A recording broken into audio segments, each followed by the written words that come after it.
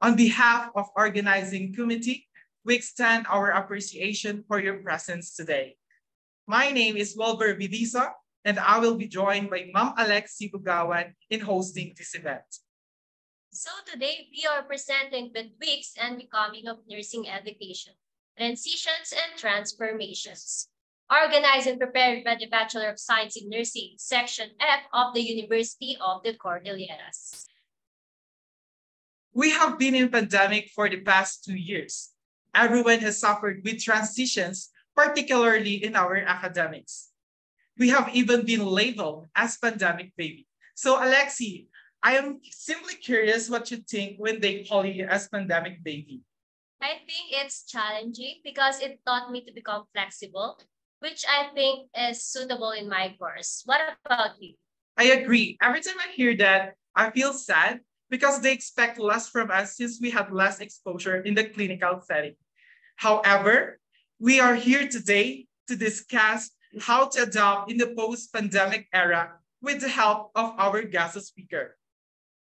But before that, I would like you to remind that first, kindly rename your screen name with your school's name first, followed by your last name and your surname.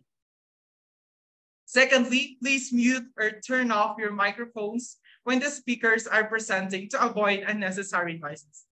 We also encourage you to turn on your microphones. Turn on your camera, sorry. I hope that everything is clear. And now, without further ado, let us get started to formally begin this event. May we call on Mr. Zoran Clavier for the brief.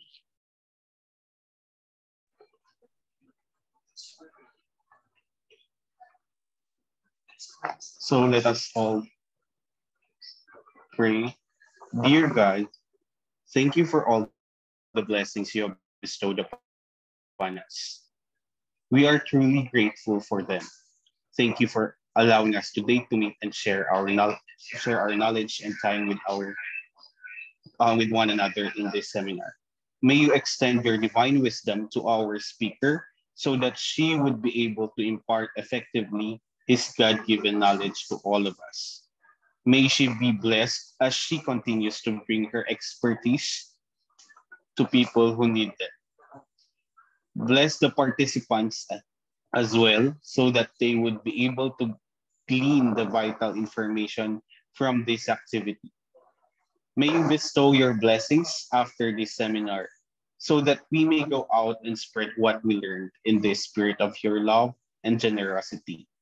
May we realize that this activity should glorify your name. Amen.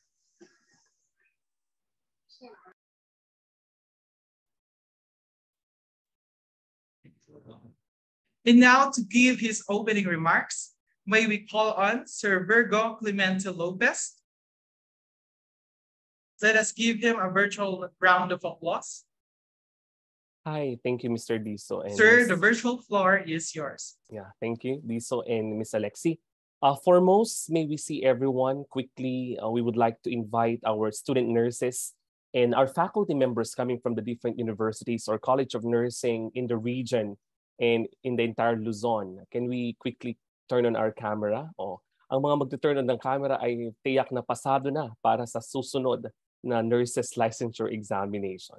Tingnan nga natin kung meron tayong mapipilit na mag-open ng camera. There we go. We are seeing students coming from UC definitely. And while waiting for the rest to actually turn on their camera, kindly type in the chat box the schools you are coming from, and let's be proud of the different institutions we are representing in this activity or webinar. Can we just type it? So of course, this is an event organized by the University of the Cordilleras College of Nursing, but we have extended the invitation to other nursing schools because this is the point of sharing, all right? After all, we are all geared towards becoming healthcare providers for us to be able to serve our clients and patients, the community at large. So we should not be selfish actually when it comes to information, specifically the inspiration as well that we are having. I thank you, Miss Annie Lori Paredes from MPSPC. Welcome.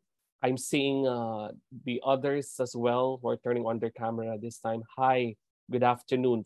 We have friends from DMMSU SLUC And of course, I would like to specifically acknowledge the presence of my colleague from Pan Pacific University, Dr. Jodel Cabaluna. Thank you for the invitation.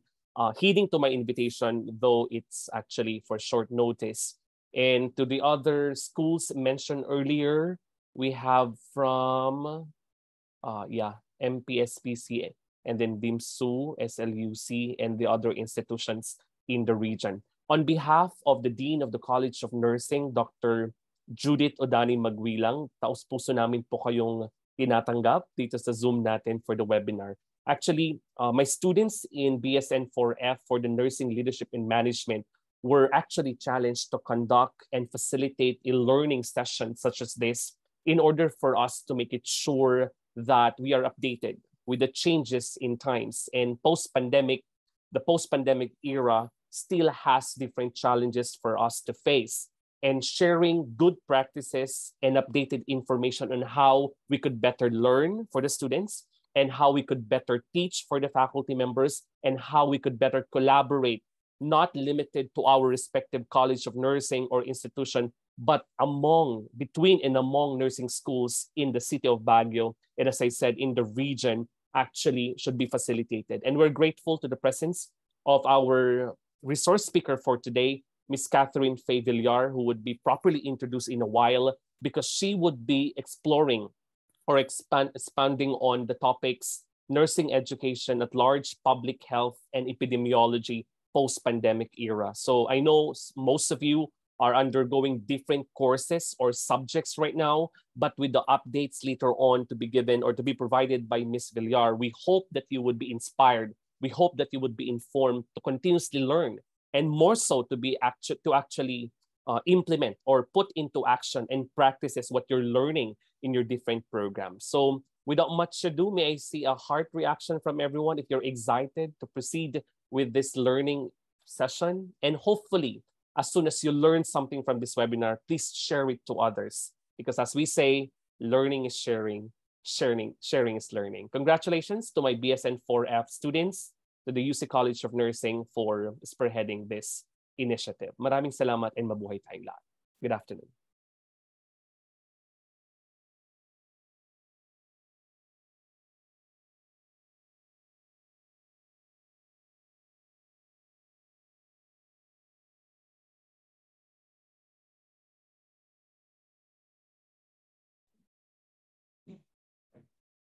We appreciate the cordial welcome from you, sir, and I hope that everyone felt inspired and encouraged again.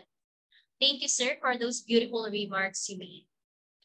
And now we'll get to the most crucial part of the event.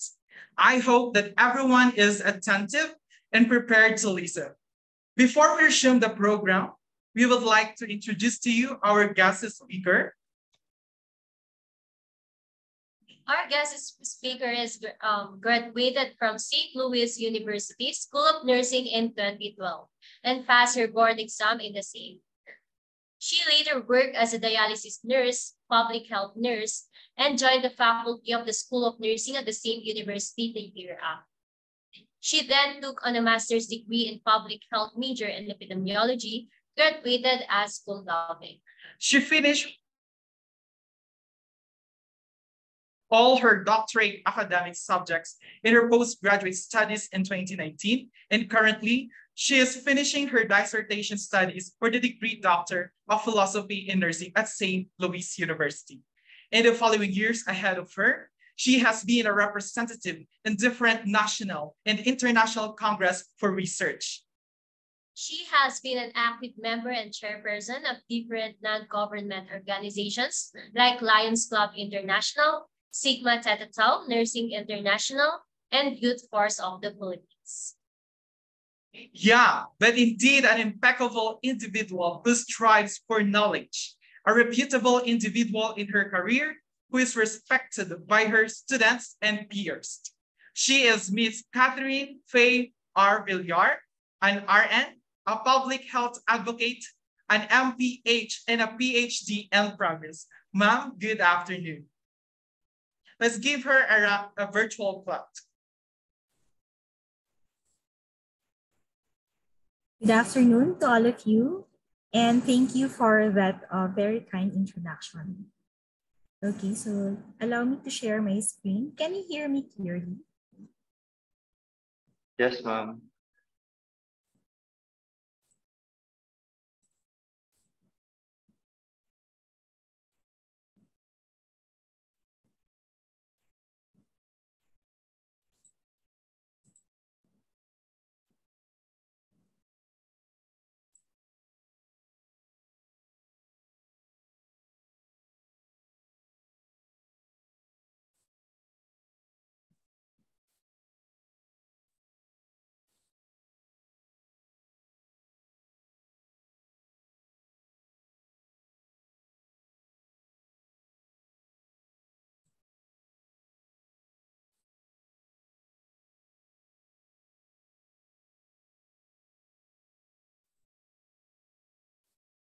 Okay, so once again, thank you for that very kind introduction. And before I start this webinar, I would like to say thank you for all of the organizers. And of course, thank you to the facilitator of this course of the Nursing Leadership and Management. And I would like to begin this webinar by saying that I'm very grateful for this invitation.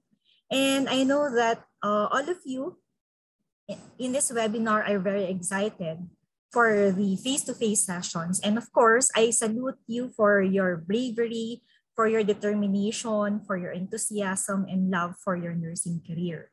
So I know that most of the students here are graduating students, and in the next few months, you will be considered as a registered nurses. So you are now our colleagues. And of course, I would like to say thank you to the nursing professors, to the nursing clinicians, to the nursing administrators who are present here today, who continuously inspire the young generation of nurses who will continue our nursing career. Okay, and now let me turn my attention with today's webinar and share my insights on the post-pandemic transition of nursing education, public health nursing, and epidemiology. In order for you to have an idea with regards to the webinar today, I would like to present to you the synopsis or the preview of the session.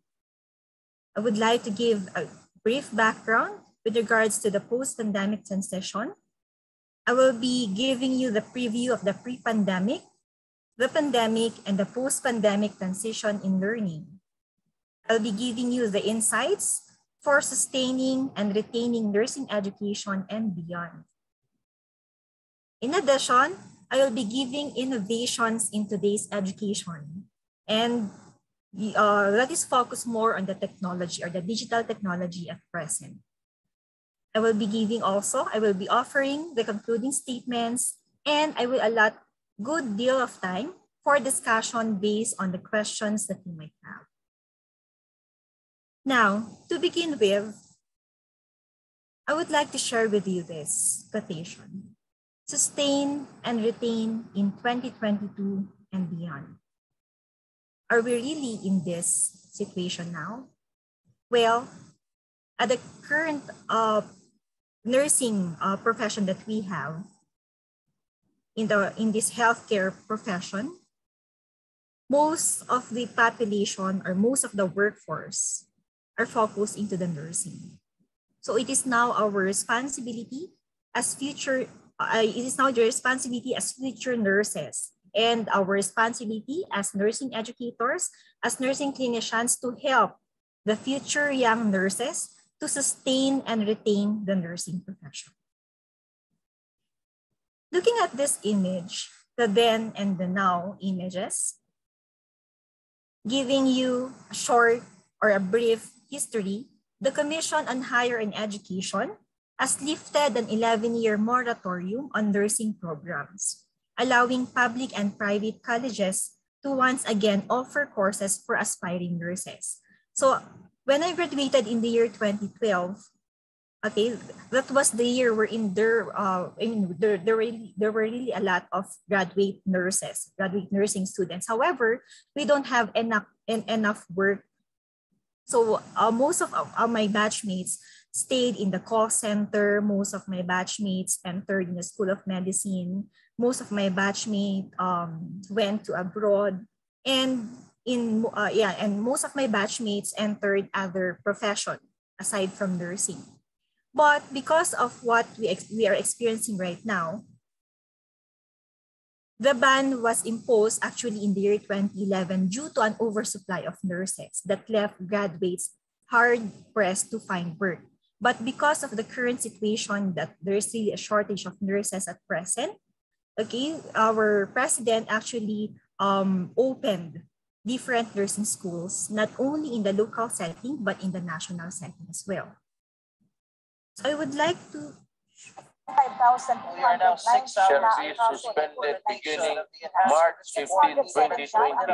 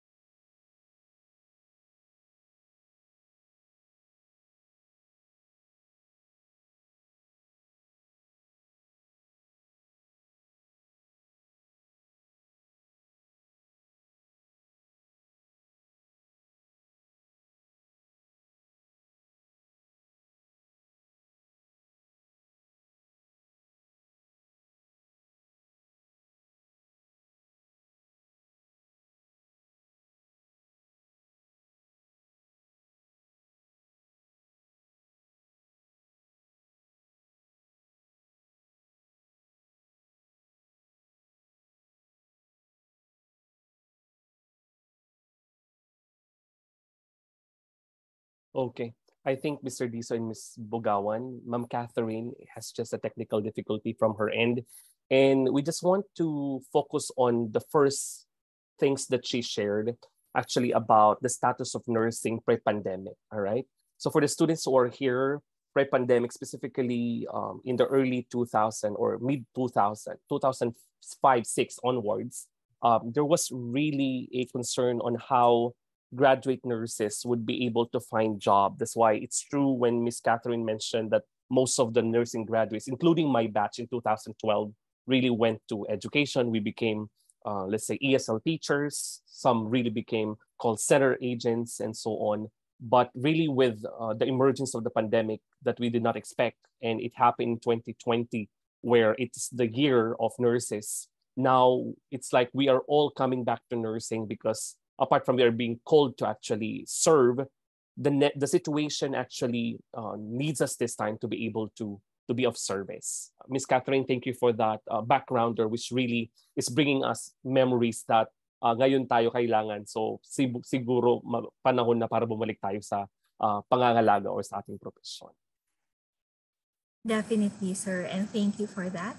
And I would like to present to you this short video just to remind you of your experiences when you had your learning, when you had your online learning in the previous years. So let's watch this. We are now 6 shall be suspended beginning March 15, 2020.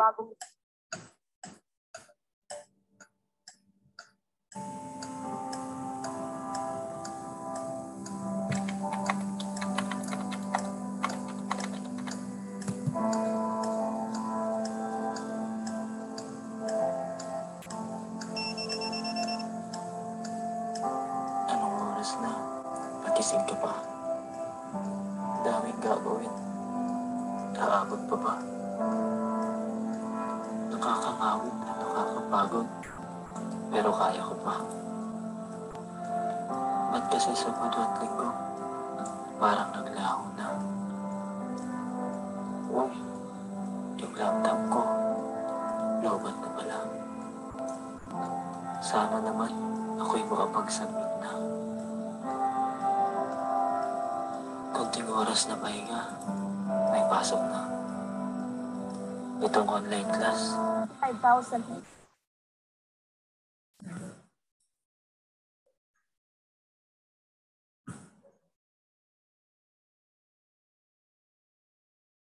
Mag-submit na. Konting oras na pahinga. May pasok na. Itong online class. Mahirap pala. Minsan ayoko na. O minsan, na-absent na lang pag di ko na kaya. Kahit isang saglit lang, miss ko na makapagpahinga.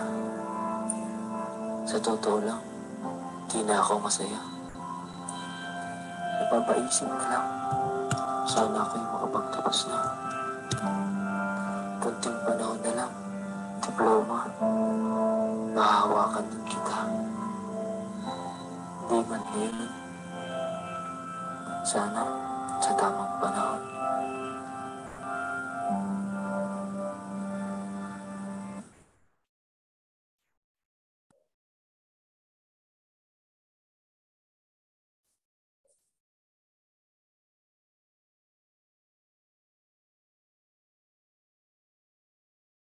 Okay, so as mentioned in the quotation, there is no substitute for hard work. So I really, as early as now, I would like to congratulate these graduating students who will be getting their diploma soon. Okay, so moving on, as we all know, nursing is the largest health profession with nearly 4 million providers practicing across acute, primary, and public healthcare settings. There were actually key challenges faced by schools that includes the financial cutbacks. With regards to our nursing education at present, there is also a rapid increase in this online learning technology, challenges in terms of maintaining student academic progression, disruption to clinical learning opportunities and meeting accreditation standards. And now, the fundamental focus of our nursing education program is now to produce nursing professionals that are clinically competent and can contribute immensely to the provision of quality and safe nurse care. So this is according to APIA in the year 2020. So despite of these nursing challenges, our nursing organizations provided guidance for decision-making, as well as new learning resources and faculty development opportunities for nursing educators. There are also different training for simulations.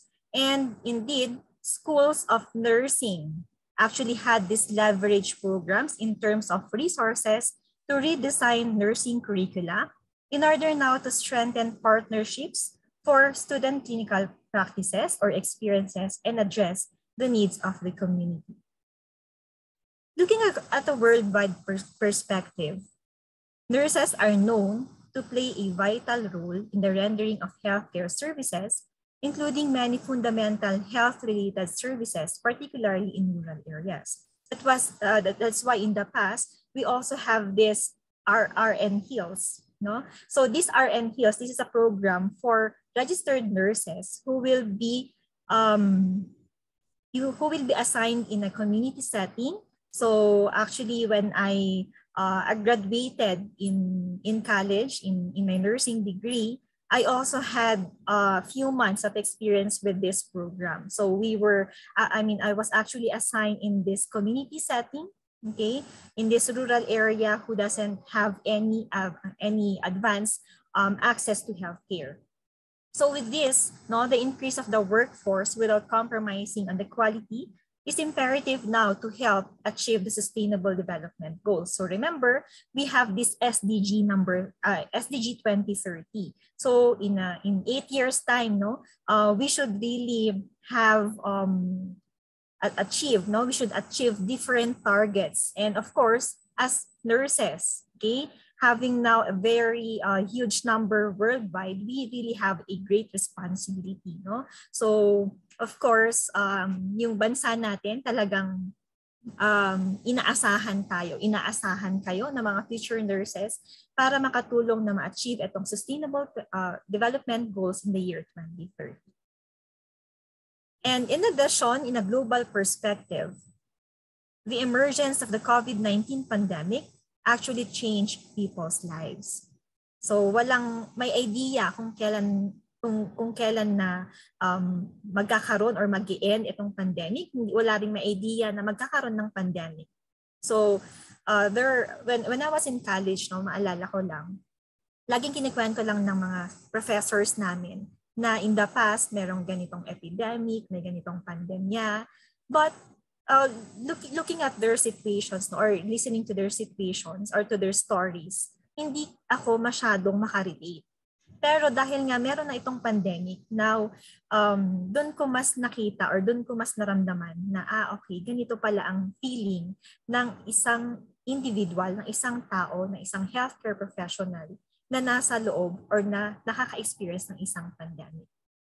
And of course, with this pandemic that we had, there were actually challenges in our nursing education.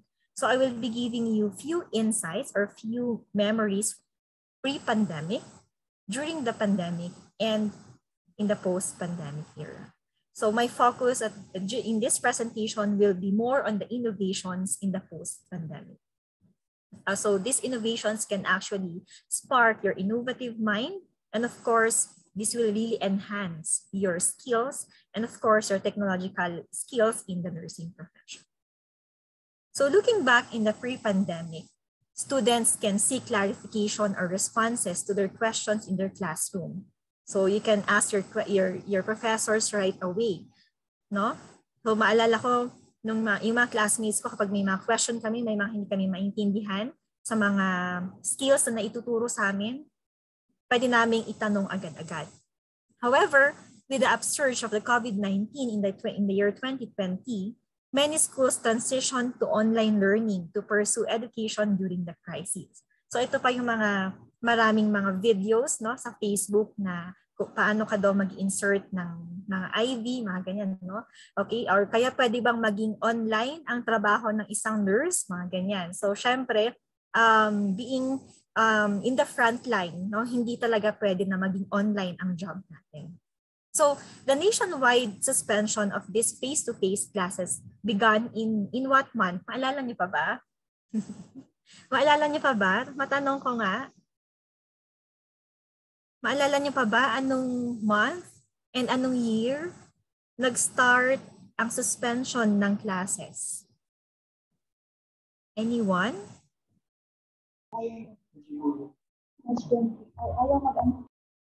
Anyone? Ma'am, nilimot na namin. Okay?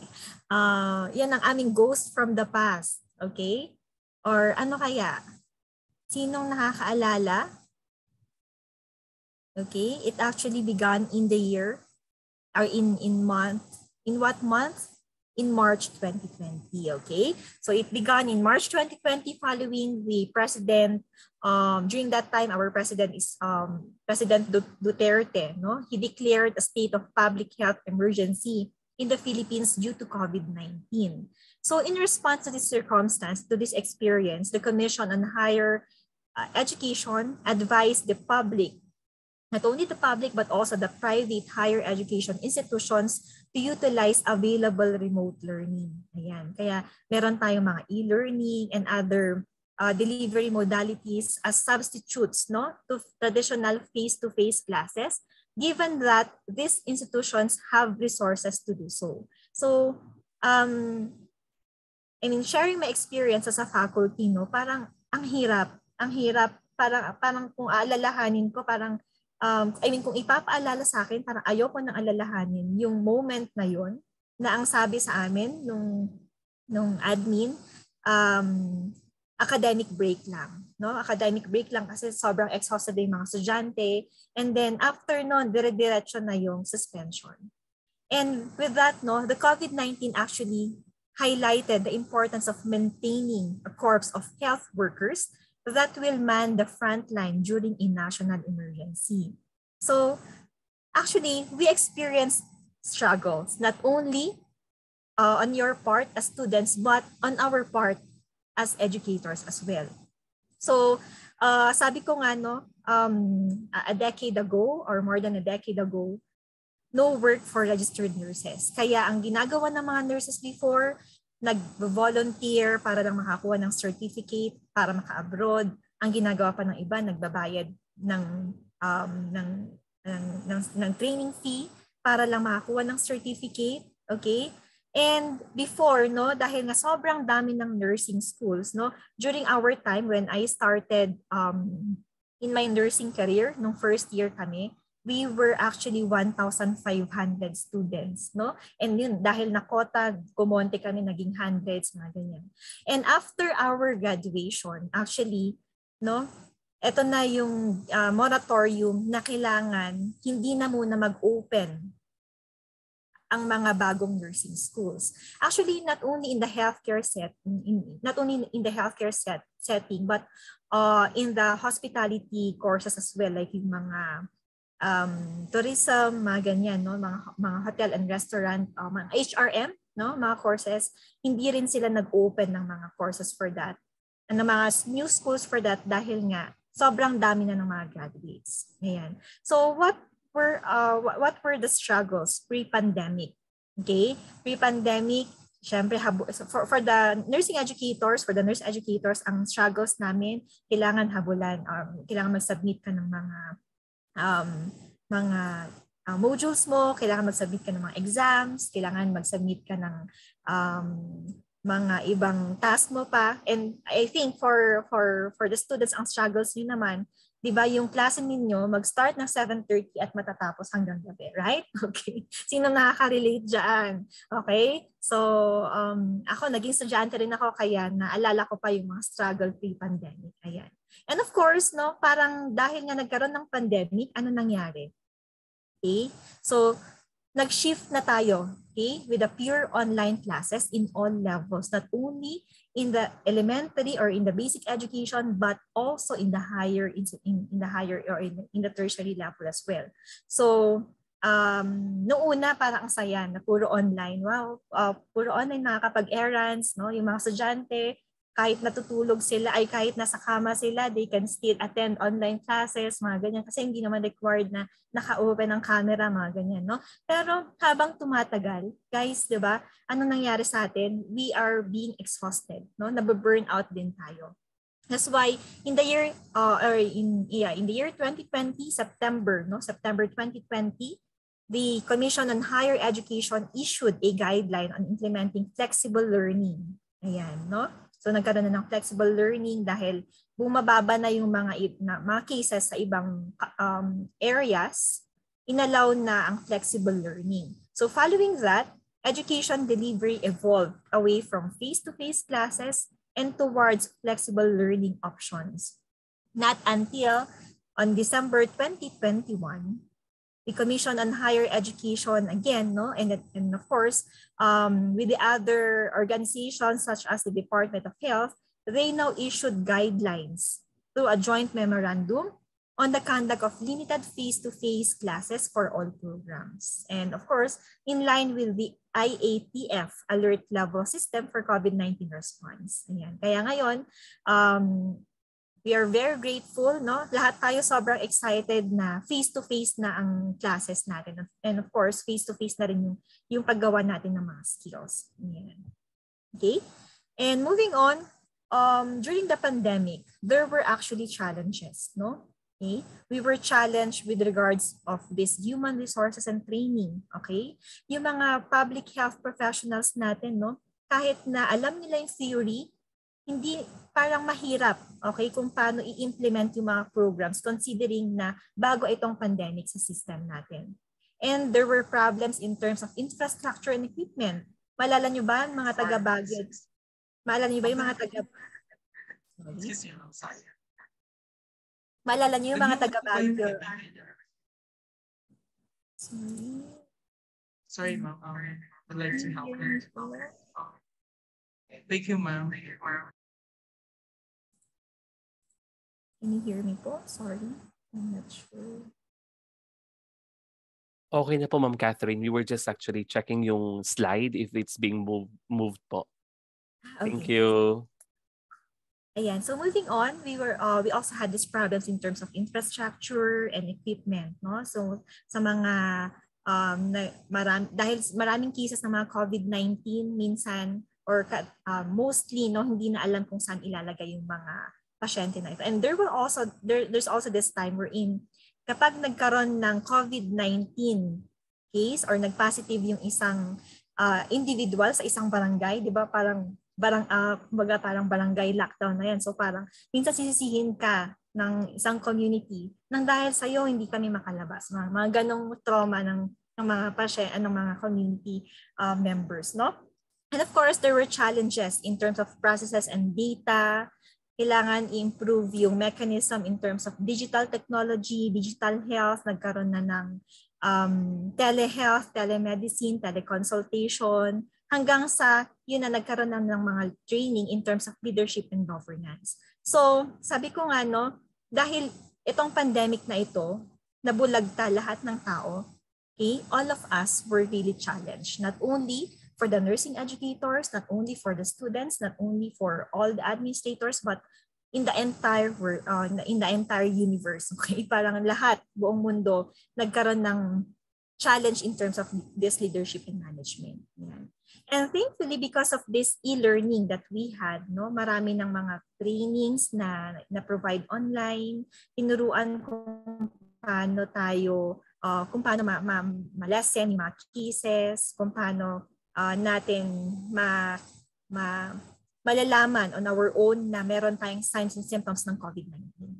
And of course, as future nurses, no, yun nga sabi ko, you really have this great responsibility, no? You have this great role to really educate not only yourself, not only the members of your family, but the whole community as a whole.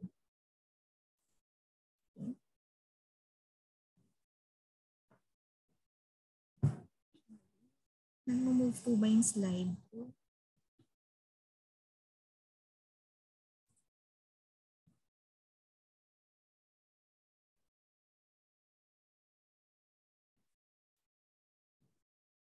Can you see my slide po? Sorry. Yes po, ma'am. So with this, no, what's next? So the question now, what's next? Ano nang mangyayari? So the pandemic has reminded all of us how much we all depend on nurses. So there's also this time we're in, diba kapag pupunta ka sa grocery, ipa-prioritize ka, ikaw yung priority sa pila, kapag papara ka ng taxi, mga ganyan, laging priority ang mga healthcare professionals. Okay? So of course, ano nang next na mangyayari sa atin? Of course, more RN jobs are expected to be available, no? And at this point nga, no, marami na talagang nurses na kailangan not only here in the Philippines but also in other countries as well. Yeah. Okay?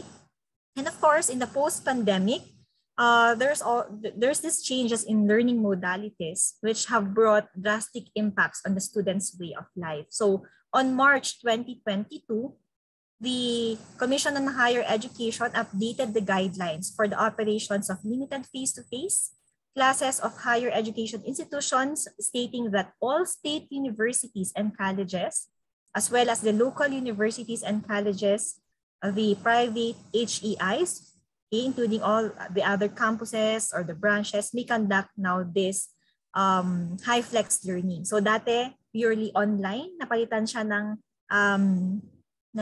blended learning, kaya hanggang sa naging high flex learning na siya, no? So students are now significantly affected not only in their education but also in their social interaction as a whole. Ayan, kaya nung nag-full face-to-face na rin kami, yung mga estudyante ko, na-feel ko talaga sobrang excited sila na nagkita-kita sila face-to-face. Ayan. So after 2 years of implementing flexible learning due to the pandemic, students once again filled the empty classrooms, ayan, no, of the schools across the country. Ayan,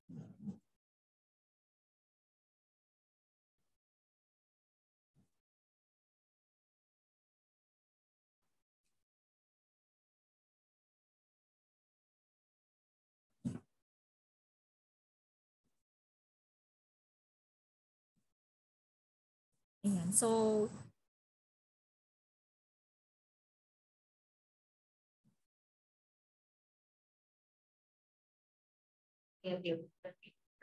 Ma'am, we totally agree. The adaptation and flexibility was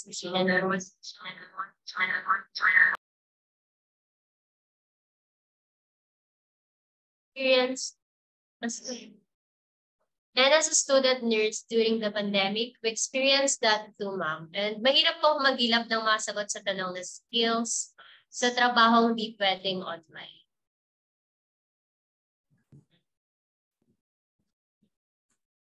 Ayan. And then at this point, I will now present to you the different innovations, especially in nursing education. So, of course, at this time, no, we are now in the digital era. So computers actually enhance these academics for both students and the faculty in at least 4 ways. So, of course, we now have this access to literature. We now have this computer-assisted education or instruction. We now have this classroom technologies and strategies for learning at a distance. So we have different tools, okay? And these tools are very essential, especially in improving our nursing education. So number one, we have this literature access and retrieval. So what are now the different literature access? Of course, we have this AIDS line or the acquired immune deficiency syndrome information online. We also have this cancer literature. We also have this ERIC or the Educational Resources Information Center. And then we also have this Psych Info. So previously, users needed to live through multiple collections of printed indexes. So, di ba dati nung pre-pandemic, we need to go or we need to visit the library in order for us to really get certain resources. But because of this advancement in digital technology, no, marami na tayong pwedeng ma-search online. And aside from that, we also have this computer-assisted instruction or the CAI. So this CAI, or the computer-assisted instruction, this can contain programs, graphics, animation, video, and audio, which can be used to enhance the learning of students. No, so I'm not sure if you tried the ECG or the 6-second ECG as a CAI program before or during the pandemic. Have you tried this one? Na-try nyo ba to? Sorry, can you see my screen? Nakikita po ba yung screen ko? It's not moving po. Not moving? Sorry. Probably, ma'am, we can just reshare. Baka nagkuhan po sa freeze. Thank you.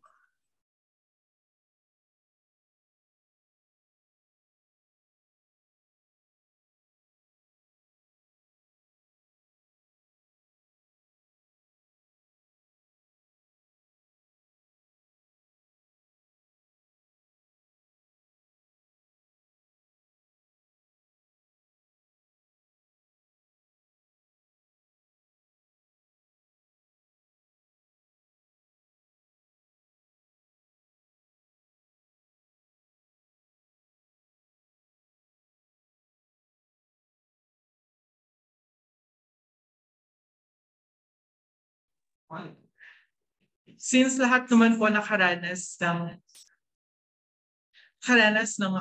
kahirapan during the pandemic sa ating online learning. So magtatanong tayo from the participants kung ano ba yung mga experiences nila. So may I call on Mr. Kaha from University of the Cordilleras.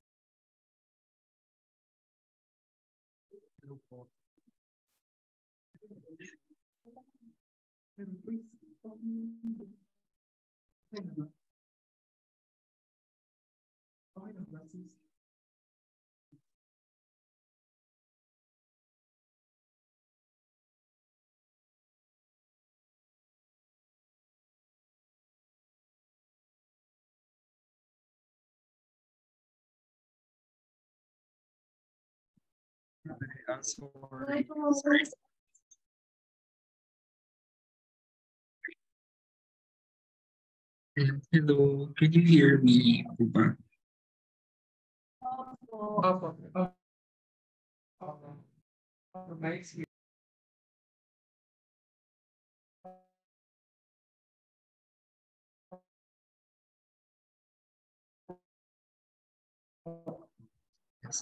Um, from my experience of the pandemic, especially during the event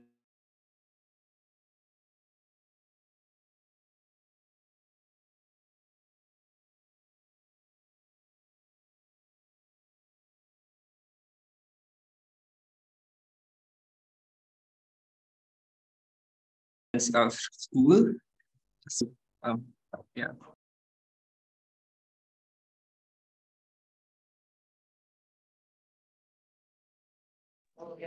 Thank you, Mr. Kaha. So, sino pa bang pwedeng mag-share ng experience nila?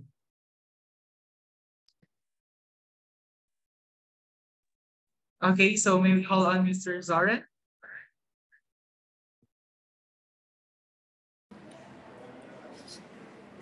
Hello po. For my experience on the pandemic, it's quite difficult adjusting your study habits from pre-pandemic, pandemic to post-pandemic. Because actually, sobrang nahirapan kami sa pag-adjust ng time namin to study and sa mga madaming requirements na binibigay at sumasabay. Lalong-lalo na nung first few months of pandemic. So, after naman nung ngayon na papunta na tayo sa post-pandemic, nag-a-adjust ulit. Hindi lang ako. I know most of us here, students na mag-review sa lalo na nung sabay-sabay yung exam. Nahihirapan tayong i-review all subjects at the same time, lalo na andito na tayo sa last year of our life. And sana maka-adjust tayo agad-agad. Yun lang po. Other participants can also share insight or experience through the chat box, and you can type your insights in the chat box. I think Mom Catherine is now ready. So, Mom, could you transfer the virtual floors?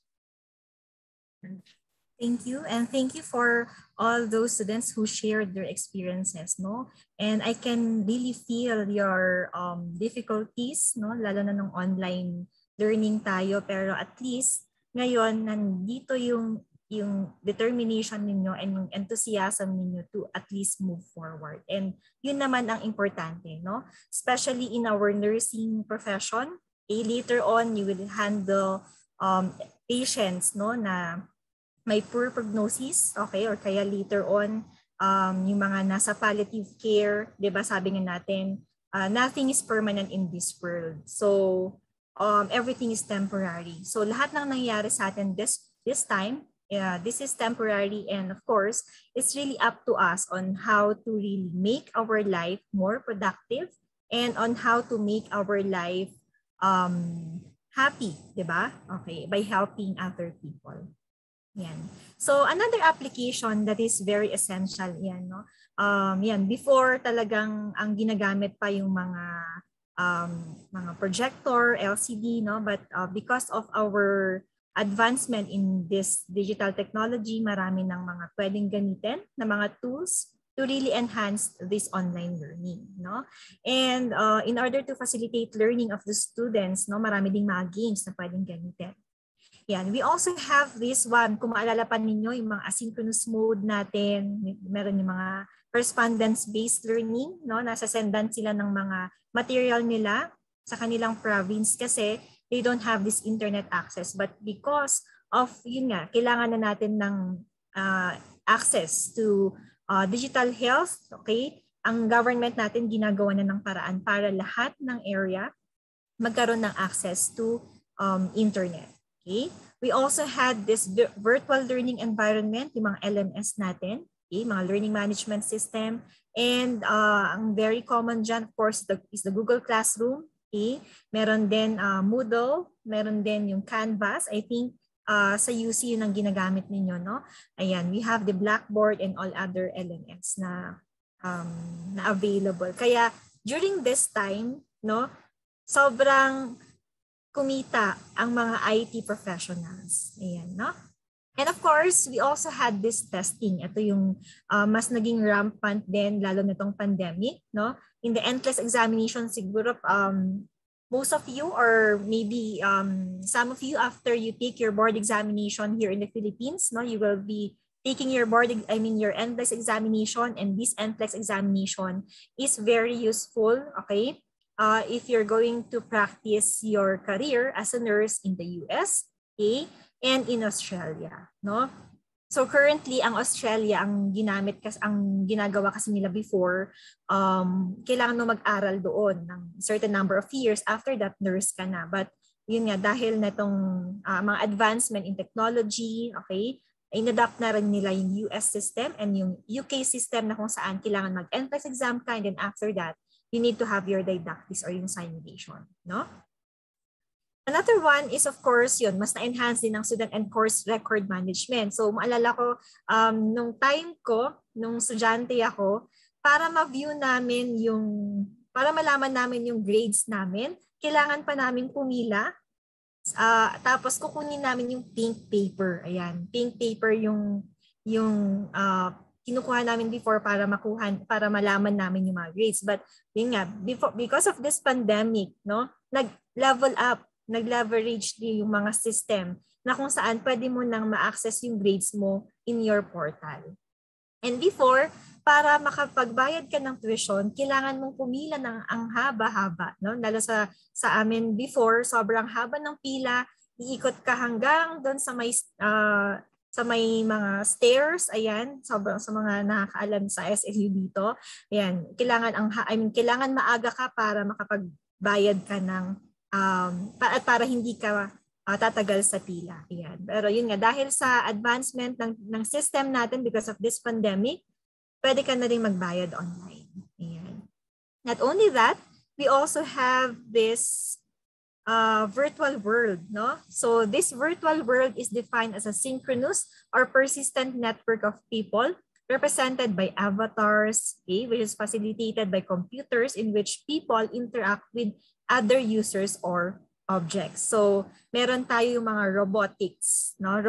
Meron na tayong nurse robot na kung saan siya magre-remind dun sa pasyente na kailangan niya nang i-take yung medication, i-remind niya yung pasyente na kailangan niya nang matulog, and so on. Okay?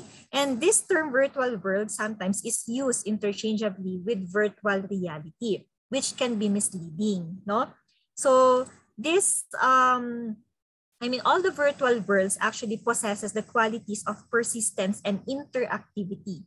And this actually enables the users, okay, the students, to explore the inherent benefits of socialization and allows them to study human nature and users' ability. So later on, I'll be showing you a sample of this application, no?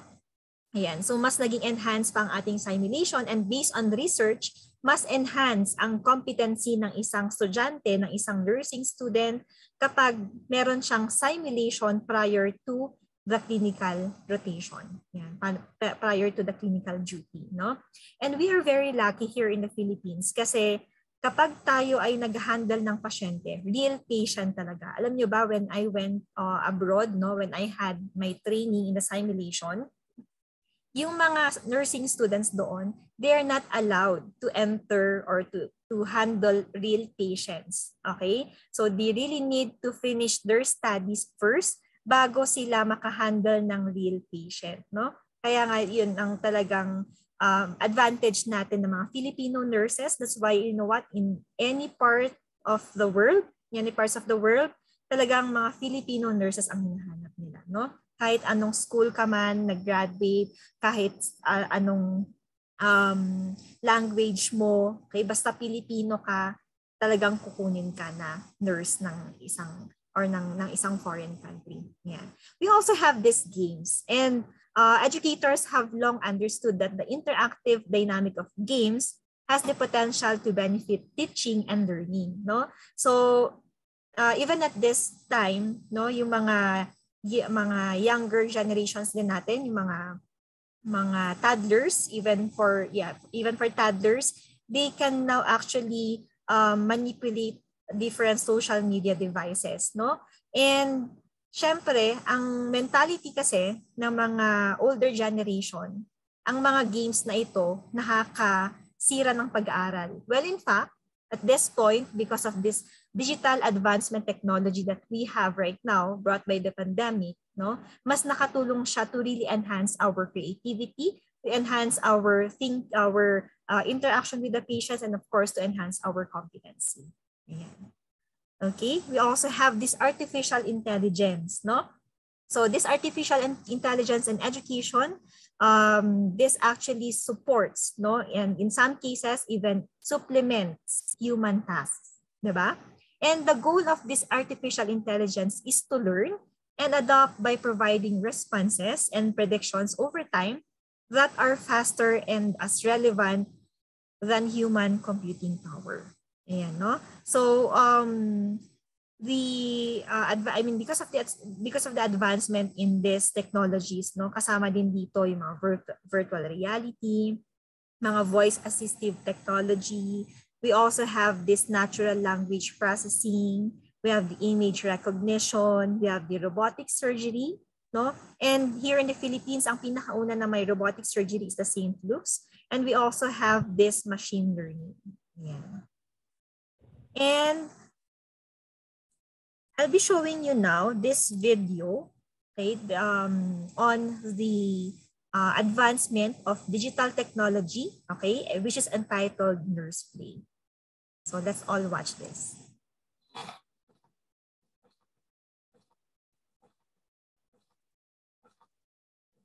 And we're live, produced by the colleagues. Take one.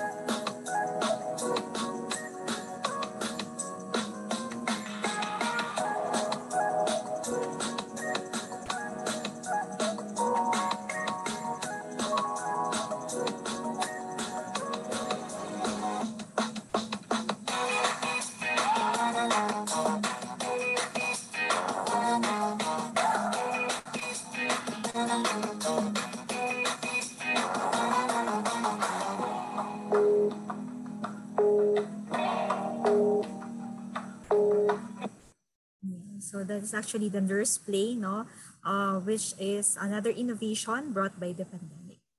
Okay. And because of the pandemic that we've experienced, no, of course, marami siyang mga naidulot sa atin, no, lalo na in terms of the enhancement of our competencies in digital health information. And of course, learning never stops. And aside from this enhancement in digital technology, kung meron man isa pang naidulot or naging positive na naidulot sa atin ng pandemic, it is the value of resilience, no? And I think for us nurses, we should always have this value or this attitude, the attitude of being resilient in any other challenges or experiences that we are having. Okay, so based on the global perspective from the World Health Organization, they emphasize the vision as a key requirement for the quality of nursing education as part of the global standards for the education of professional nurses and midwives. Okay? And in relation now to the practices, okay, in terms of the education in the post-pandemic, there's now this growing body of research which has demonstrated the potential of using digital technology in nursing education. So, mag-agree ba kayo na dahil sa pandemic, lahat tayo, even for the senior faculties, no, sa mga schools, sa mga respective schools ninyo, sila ay talagang na-push na matuto ng digital technology. Tama ba or hindi? Tama po ba? Tama. Tama po, ma'am. Yes, ma'am. Exactly. Yes, ma'am. Tama Yes. po. Thank you for all your responses. Ayan, no? And yun nga, based on what I've experienced, yung mga senior faculty namin, no? Talagang kahit na sinasabi nila na hindi nila alam, talagang mapupush sila na kailangan nilang alamin in order now to facilitate the learning of these students, no? Kaya nga, you should really be grateful, no? We should be grateful kasi despite of the difficulty of learning a new modality in terms of learning, no? Kahit na nasa late 50s na yan, nasa 60s na yan, okay? They are still doing their best to really give you quality education. And of course, sabi ko nga, no, in any circumstances, you should always be grateful. Okay? Ayan. So, moving on, we also need to explore how these educational digital technologies can be used as an integral part of learning activities to promote quality and relevance in nursing education, no? Kaya wag tayong mainis sa COVID na yan, wag tayong magalit, okay? Kundi isipin na lang natin yung value of being grateful, no? Kasi the more that we are grateful, the more that we are appreciating the things, okay, around us, okay? So now I would like to present to you this theory as well, no? So we have this called experiential learning theory. So ma'am, bakit mo share na itong called theory na ito, no? Because this is actually widely used in nursing education. And this is defined as the process whereby knowledge is created through transformation of experiences, 'di ba? Sabi nga, 'di ba? The best teacher is experience. Tama po ba? So, with this COVID-19 pandemic that we've experienced in the past years, this actually enhances our actions in the next few months, in the next few years, and in our future. Okay? So, who among you, okay, encountered Kolb's experiential learning theory in the past? Meron na po ba? Okay, you can raise your hand. Okay. Kung meron ng naka-experience or nakarinig ng Kolb's experiential learning theory before. Okay, or is this your first time? Is this your first time to hear this learning theory? Yes, ma'am. Okay, and take note that this model has been further refined, no? And the concept of this learning has been introduced as a framework for understanding the interface between student learning and the educational environment, no? So later on, kapag tinanong kayo, no, ng mga friends ninyo, okay, lalo na kapag alam nila na nursing ka, alam nila ang tali-talino mo, di ba? Okay, syempre kailangan mo talagang panindigan yon na matalino ka talaga. So with that, no, parang pag may nagtanong sa'yo, no, kung bakit or kung ano yung mga positive na naidulot ng COVID-19, you will share to that person or to that friend of yours the Kolb's theory. Ayan, no? So I will explain this one by one. Okay? So this called nursing theory actually explains the concrete experience, okay, as well as the reflective observation, the abstract conceptualization, and active experimentation. Okay?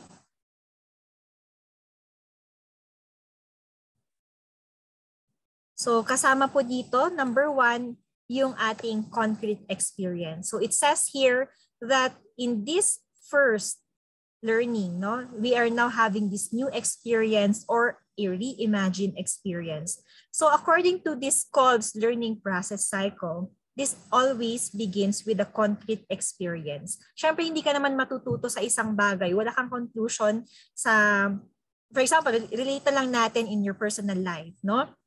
Nagkaroon ka ng medication error, no? Hindi mo malalaman kung ano yung action or yung proper intervention na dapat mong gawin in terms of your medication error documentation kung hindi mo yun na-experience, right? Kaya according to Kolb's learning theory, no, it all begins with the new experience. So this can either be a completely new experience or a reimagined experience that already happened. So in this concrete experience, okay, each learner engages in an activity or a task. And according to Kolb, no, he believed that the key to learning is involvement. No? So kung hindi ka rin ma-involve sa isang situation, hindi ka rin matututo. And the process of learning does not end with experiencing or with involvement only, because reflection is the next step.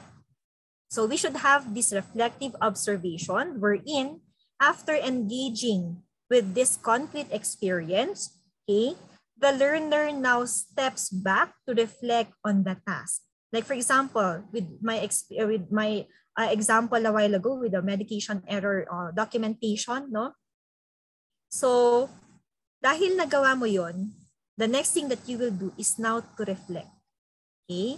Iisipin mo, ano kaya yung, saang aspect kaya ako nagkamali? Okay? So that stage, okay, that stage of thinking or of learning, okay, this now allows you to ask questions and discuss the experience with others, no? Okay, siguro ang gusto nyong example yung ano ba ngayon, yung present situation natin, yung sa typhoon, right? Okay, dahil naka-experience ka ng typhoon, okay? Now, mag-reflect ka, ano kaya ang pwede kong gawin? Ano kaya ang pwede kong maitulong?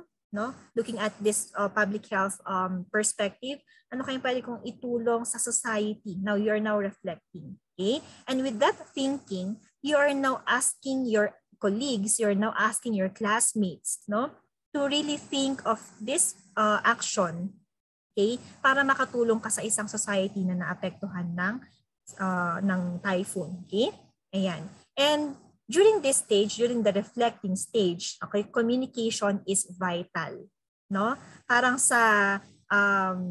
parang itong Kolb's learning theory na ito, parang nursing process din ito. Hindi ka makakapag-evaluate hanggat hindi ka nag-a-assess muna, right? Okay, in our ADPI, di ba? Kaya nga, guys, alam niyo ba, ang nursing process, napaka-essential niya. Okay?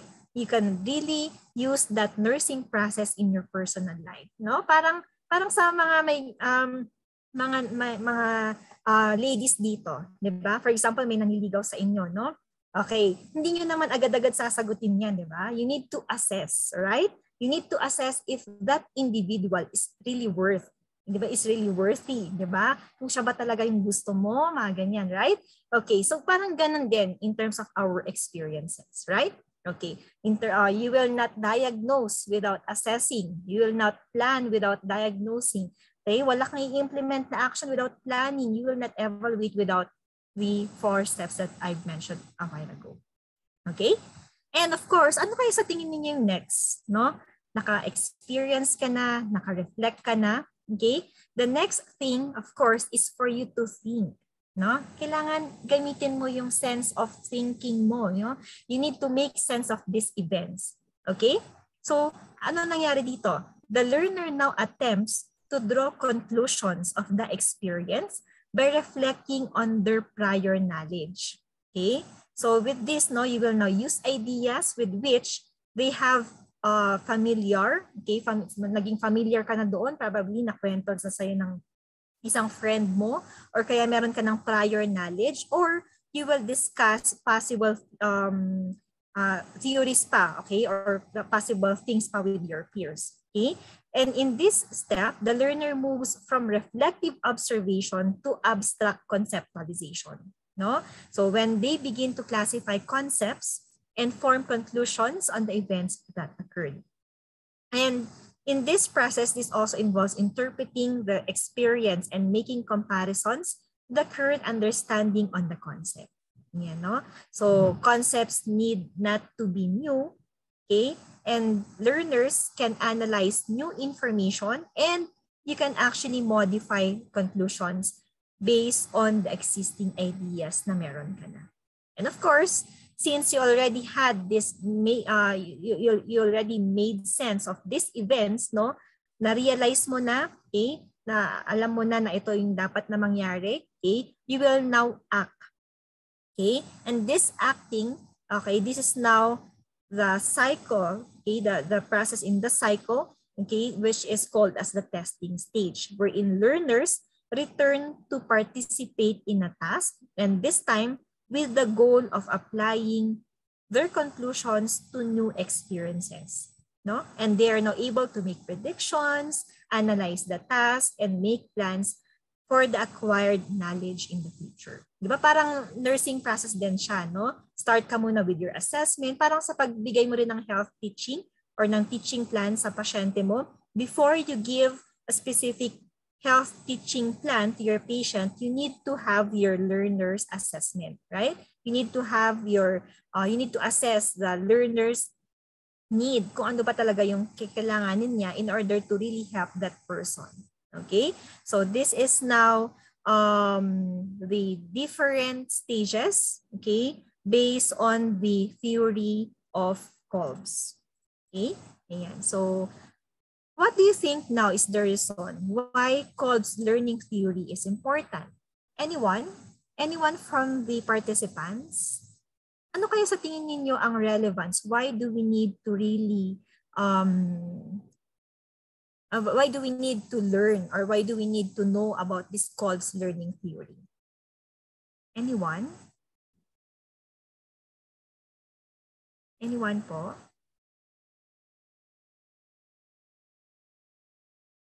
Or at this point, meron ba sa inyo ang gumagawa pa rin or nagsusulat pa rin sa diary, no? Kahit na college na kayo? Meron pa ba? You can raise your hand.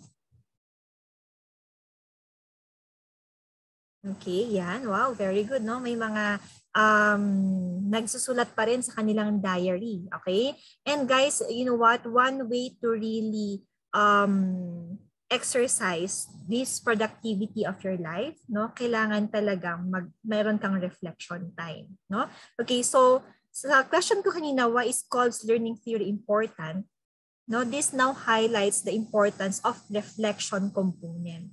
Okay? So, ito yung pinaka-important aspect ng learning cycle niya, yung reflection component, no? And at this point, kailangan binibigyan niyo yung sarili ninyo ng me time. Okay? Kailangan bigyan ninyo ng chance yung sarili ninyo na mag-regenerate, na ma-re-energize at ma-de-stress. Okay? Because, bakit kailangan nyo gawin yun? Kasi nga, ang daming challenges na nangyayari sa paligid. Ang daming mga difficulties. Okay? And if you will really allow yourself to reflect, then, okay, you will now have this new experience or energizing experience. Okay? So, in this reflective observation, kaya ako nasabi sa inyo, bakit siya important? Okay? Because of this reflective observation stage, you can actually recount and later on, you can evaluate your experience. No? Ayan.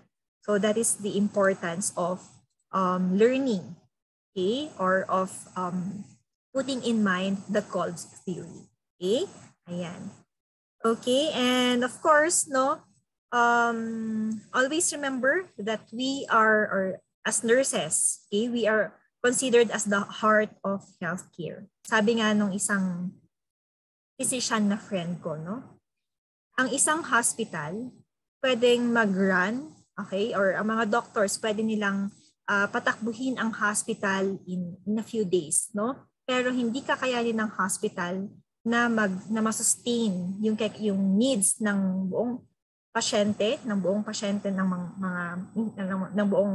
institution without the nurses. Kaya sabi natin, nurses are the heart of healthcare. And of course, I would like to reiterate again, no, na I am so proud of you for choosing this profession. Okay? And as a concluding video, okay, let's watch this Make an Impact.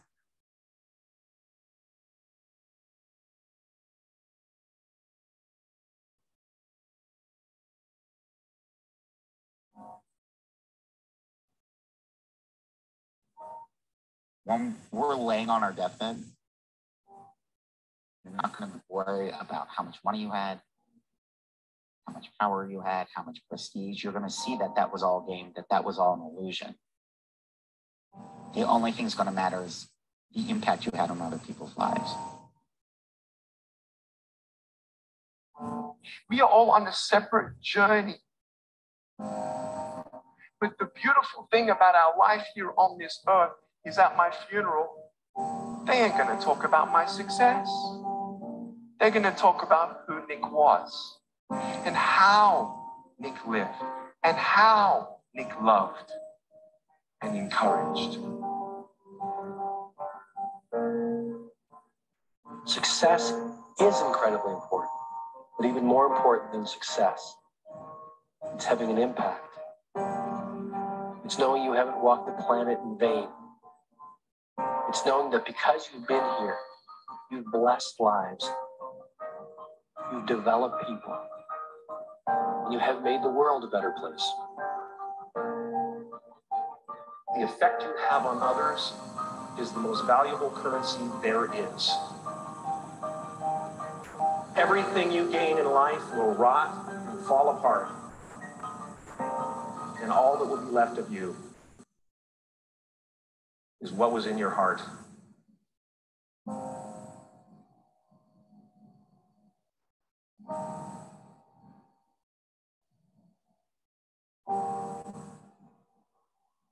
Life is a mirror. And life gives us not what we want. Life gives us who we are. When you were born, you cried while the world rejoiced.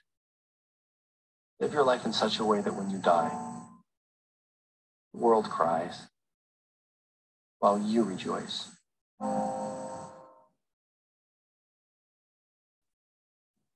Okay. So on the second part of my presentation later on, I will be presenting the challenges in the public health. Okay. And of course, before I end this first part of my presentation, I would like to reiterate again the value of being resilient. Okay. So always be resilient. Okay. Remember that nurses are exceptional people because we provide essential care. So congratulations in advance to all of you, future nurses. And with that, thank you for listening to this first part of the presentation. Thank you.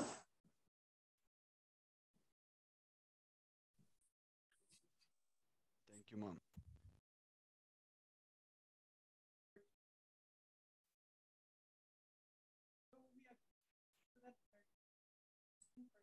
Mr. Diso, you don't have an audio.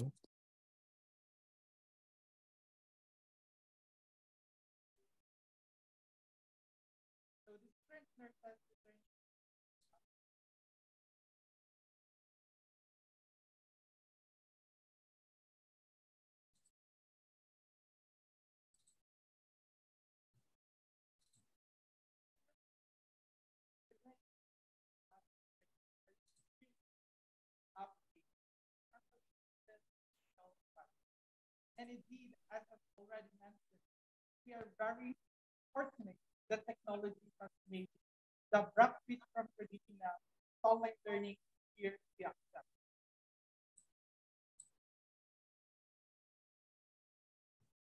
So again, ma'am, thank you for providing us with such valuable information about the post-pandemic transition of nursing education, public health, nursing epidemiology. So now, let's proceed to the question and answer forum. So to all of our participants, you can utilize our chat box for a more organized interaction.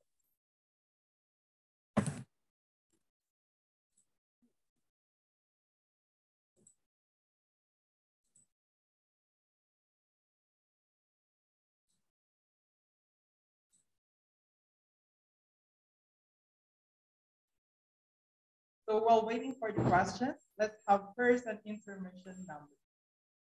Again, bigyan naman natin ng masigabong palakpakan at kiss you in a crowded room, and every single one of your friends was making fun of you.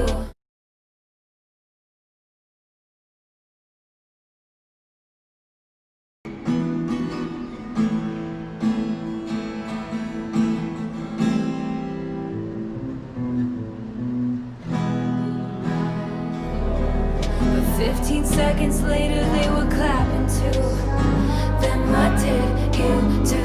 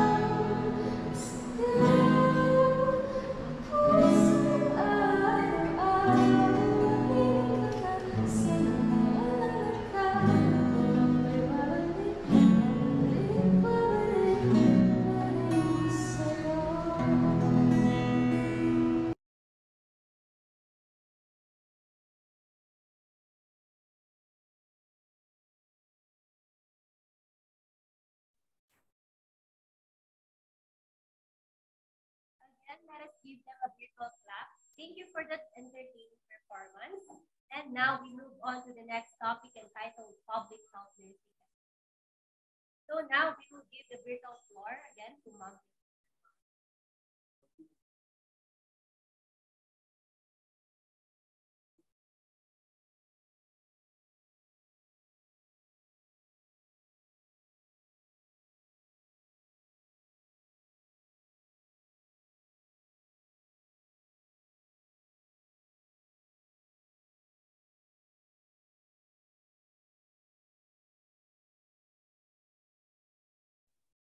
So, okay, kamusta naman yung ating mga participants? I hope na lahat ay attentive pa rin at ready to listen pa rin. Sa ngayon, alam ko na marami na kayong natutunan about the transitions in the nursing education. And now, we have the public health nursing epidemiology. So, again, please be attentive and be ready to listen.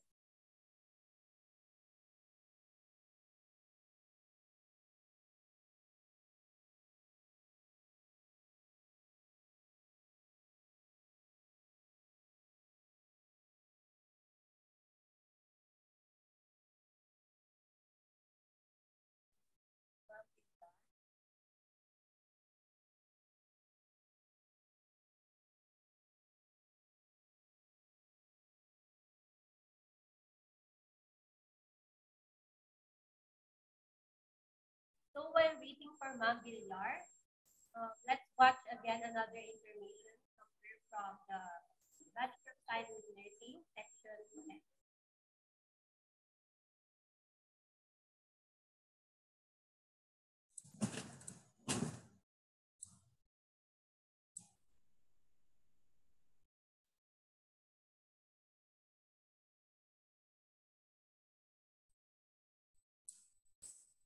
Okay.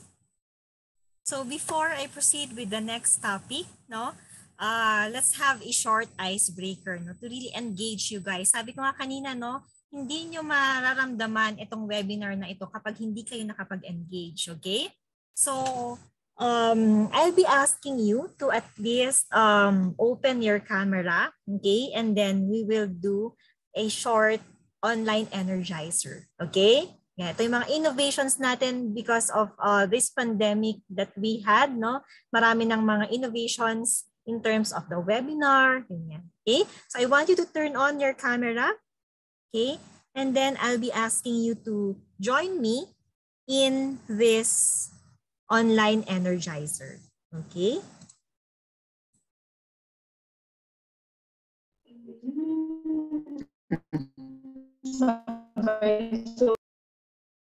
Okay, I'll be asking you to please turn on your camera po. Okay. And then we will do this together. Okay. So this online energizer, and I will be asking you to dance with me. Okay.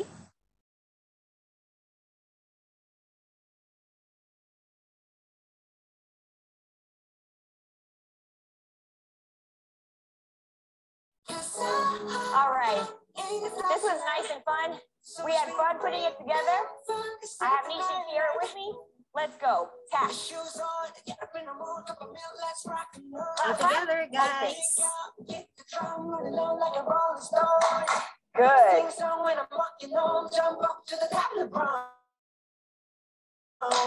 Hands the same. We're going to change the feet. Take it out. 4. Good, good. Open.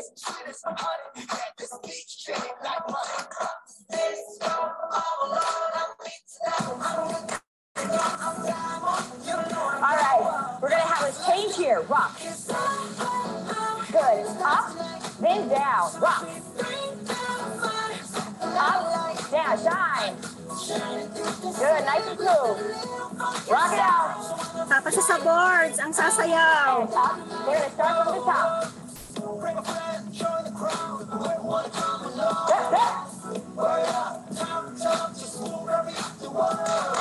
Good. Once again, we're going to change that leg motion to open and close. open.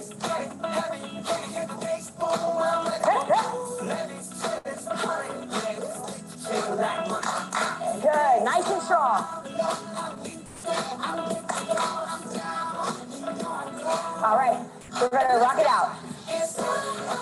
Take it up, and down. Rock. Good, shine. Rock it out. Up. We're gonna have a change here, roll it over. Okay. Good, roll. Shine. Rock it out. Good, here we go. Stop it. Yeah, stop that foot. Keep it going.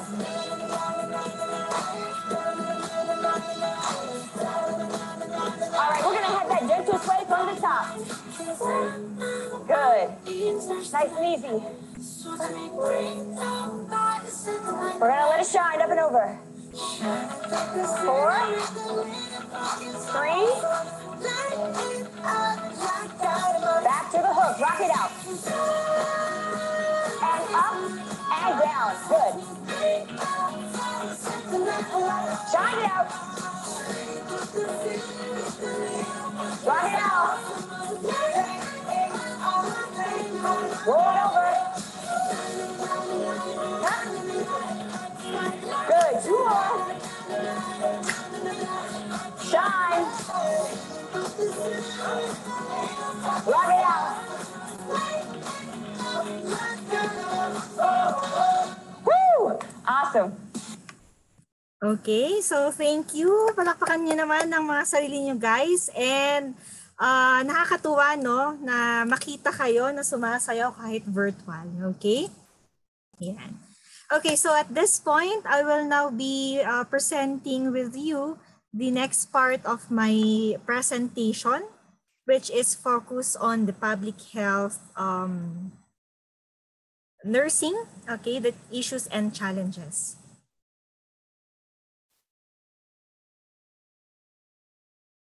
Okay. Yan. Siyempre, hindi natatapos doon ang icebreaker ni Ms. Kath because I'll be presenting again a short game. Okay? And kung sino ang guess ng answer doon sa game na ipe-present ko, okay, or doon sa, yeah, I'll be giving a reward. Ako talaga magbibigay ng reward. No? Okay, sige. So, ready na ba?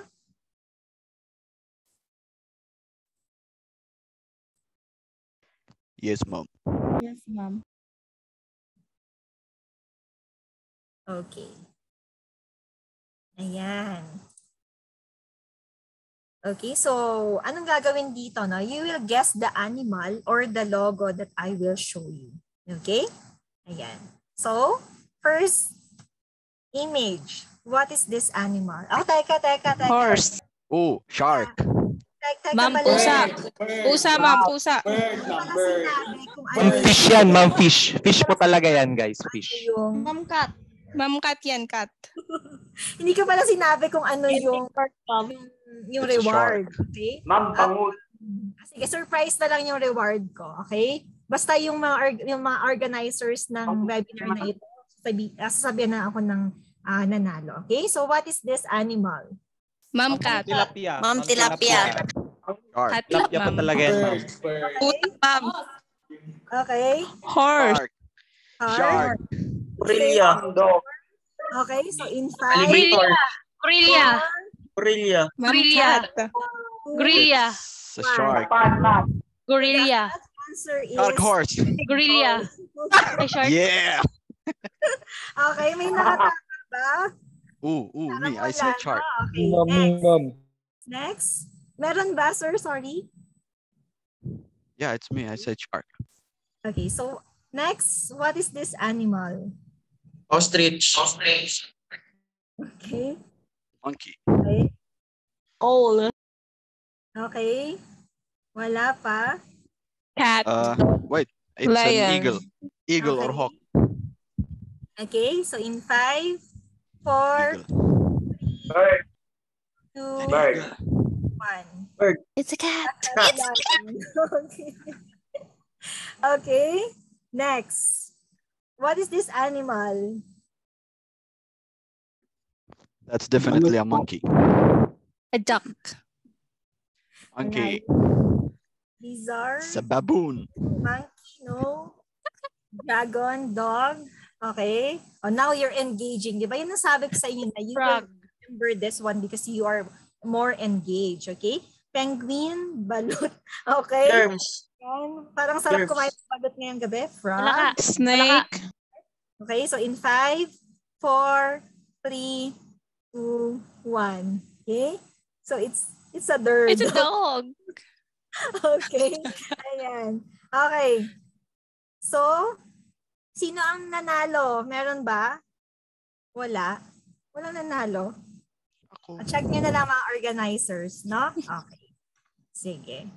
So, thank you for your participation in that game. Okay? Sige, pupunta na ako sa talk ko talaga.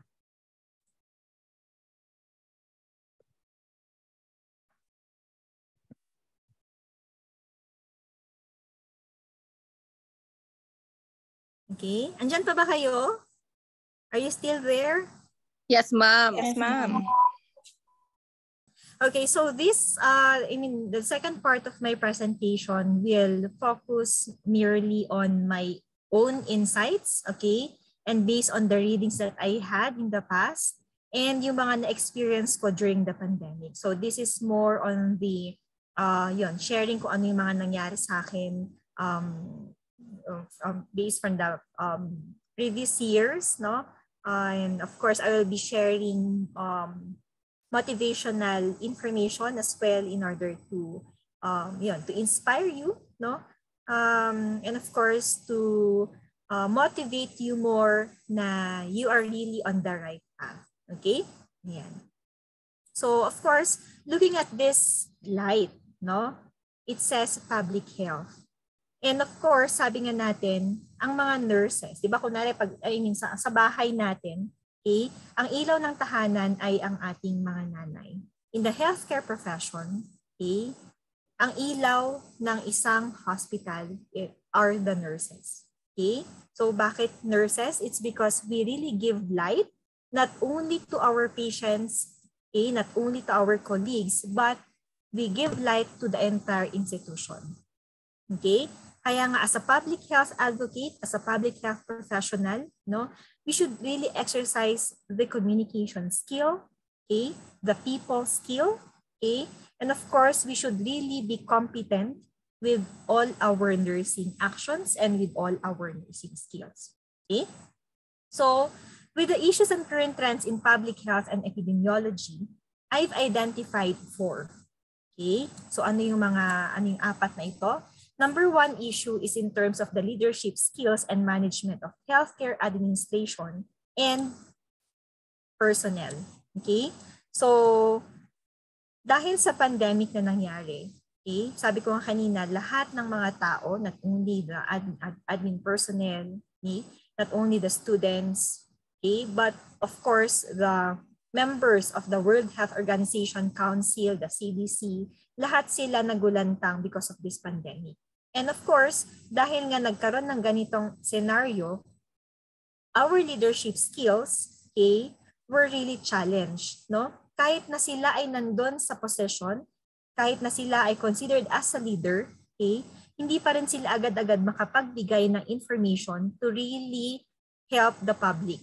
Kaya it took us how many months, it took us how many months or years bago nagkaroon ng vaccine. It took us how many months bago nagkaroon ng mga ibang guidelines in order to really lessen the number of cases of COVID-19, no? And of course, we are very grateful since here in Baguio City, no, yung ating mayor, okay, siya yung na-consider na maging head, okay, in terms of this yung protocol system in the entire Philippines. And looking at that area pa lang, no, masasabi natin na we are really on the learning process. Even up to now, no, we could not say na alam na natin lahat. Sabi ko kanina, nobody's perfect, okay? And hindi lahat ng tao makakapag-decide agad-agad because there are different steps, okay, especially in terms of leading a certain team. And for you, as future nurse leaders, as future leaders of the country, you really need to exercise different skills, no? Kaya later on, i-define ko rin ang nurse, ang definition ng isang nurse, okay? Another issue includes now the enhancement of digital technology, okay? So during the during this the increased number of cases of COVID-19 pandemic, no, maraming mga tao ang hindi nakaka-access ng healthcare. Okay? Maraming hospitals ang nag-close ng kanilang mga outpatient department. Okay? Just like for example in St. Louis University, it took us how many months or at least parang more than a year na bago nag-operate ang outpatient department. Even at BGH, 'di ba? Sa BGH ano nangyari doon? Before you have your consultation with the doctor, you need to have your appointment. Kailangan mo mag-send ng message doon sa Facebook Messenger at kailangan may mag-confirm na i-accept ka nila for appointment. Not only that, minsan hinahanapan ka pa ng anong hinahanap sa'yo? Hinahanapan ka ng COVID-19 test.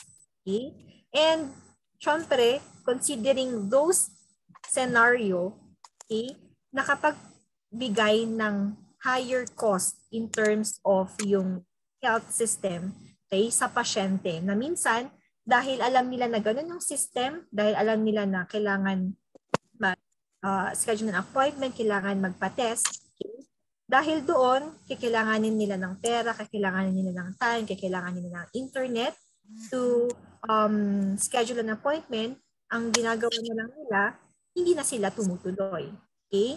And with this leadership skills issue that we had with the enhancement of digital technology issue that we experience in terms of telehealth and telemedicine, another issue is the attitude towards public health. Okay? So dati ang mga tao, ang iniisip lang nila is yung kapakanan nila.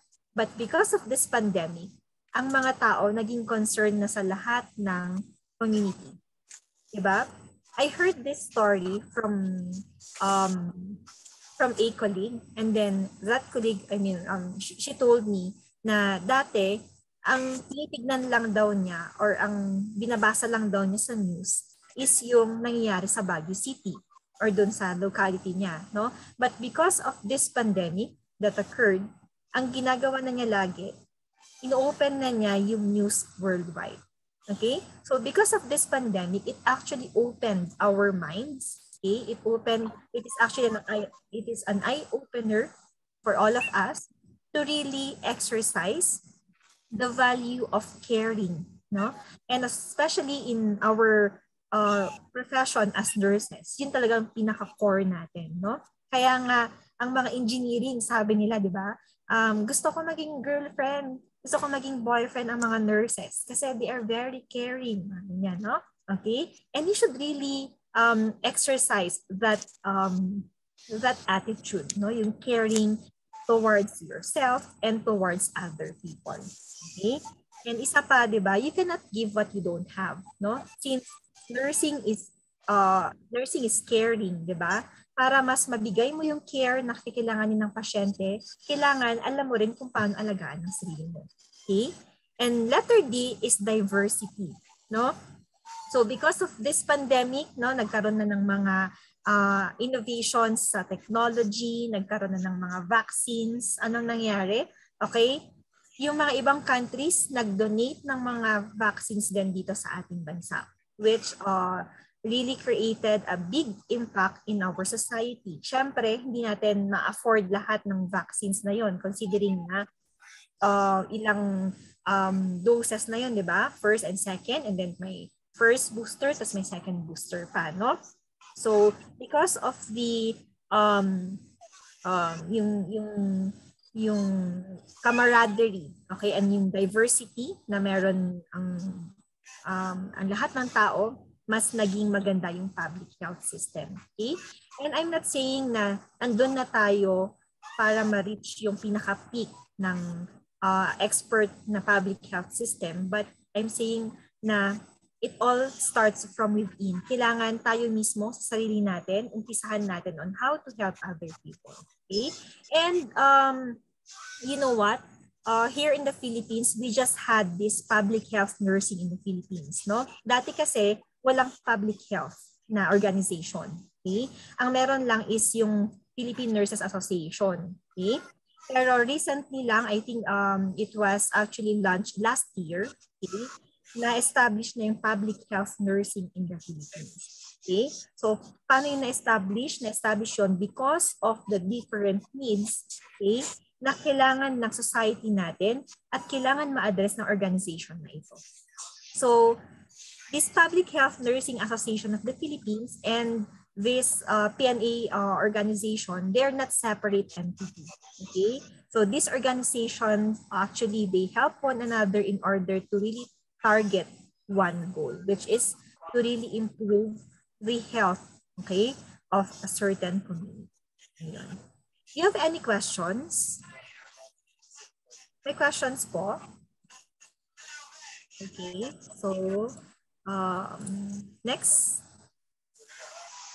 I'd like to define the, I'd like to share with you the definition of a nurse. Okay, as a nurse, we should have this value of we should have the value of nurturing. Okay, so as future nurses, no, even up to now na kayo ay mga student nurses, you should nurture yourselves. Sabi ko nga kanina, you cannot give what you don't have. So in order for you to really help other people to nurture their health or their holistic aspect, no, kailangan ikaw mismo nakikita sa sarili mo na nurture mo yung sarili mo. Okay? And then letter U stands for understanding. So, understanding yourself and others. Okay? So, because of the pandemic, no, na nangyari sa atin, mas lumawak yung pag-unawa natin sa kapwa natin tao. Okay? So, mas lumawak yung understanding natin sa situation ng classmates natin, lalo na for us nursing educators, no? Minsan yung mga estudyante sasabihin nila, ma'am, wala kaming internet. Ma'am, wala kaming camera, hindi maka-open hindi maka-open yung camera po namin. Ma'am, sorry, wala, brown out po sa amin. Mga ganyan, di ba? So maximum tolerance talaga yan. Okay? And for you as students, no, I hope that you also had this improved understanding sa mga professors ninyo, sa mga clinical instructors ninyo, no?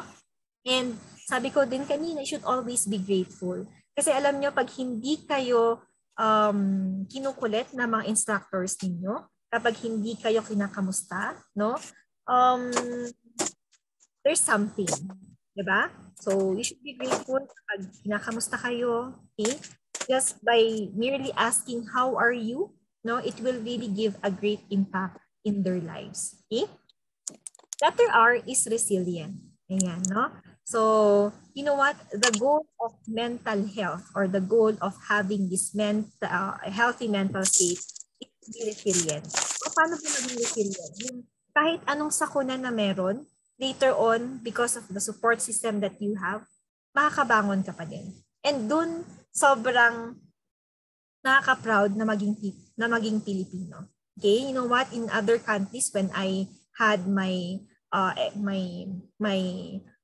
yung experience ko with their culture, no, sa kanila bawal ma-stress ang mga tao. Kasi kapag in-stress mo sila, they can file a case against you, against the company, against the employer, mga ganyan. But for us Filipinos, no, we are very resilient, no? And in their culture, di ba? Once they reach this certain age, kailangan humiwalay na sila sa family nila.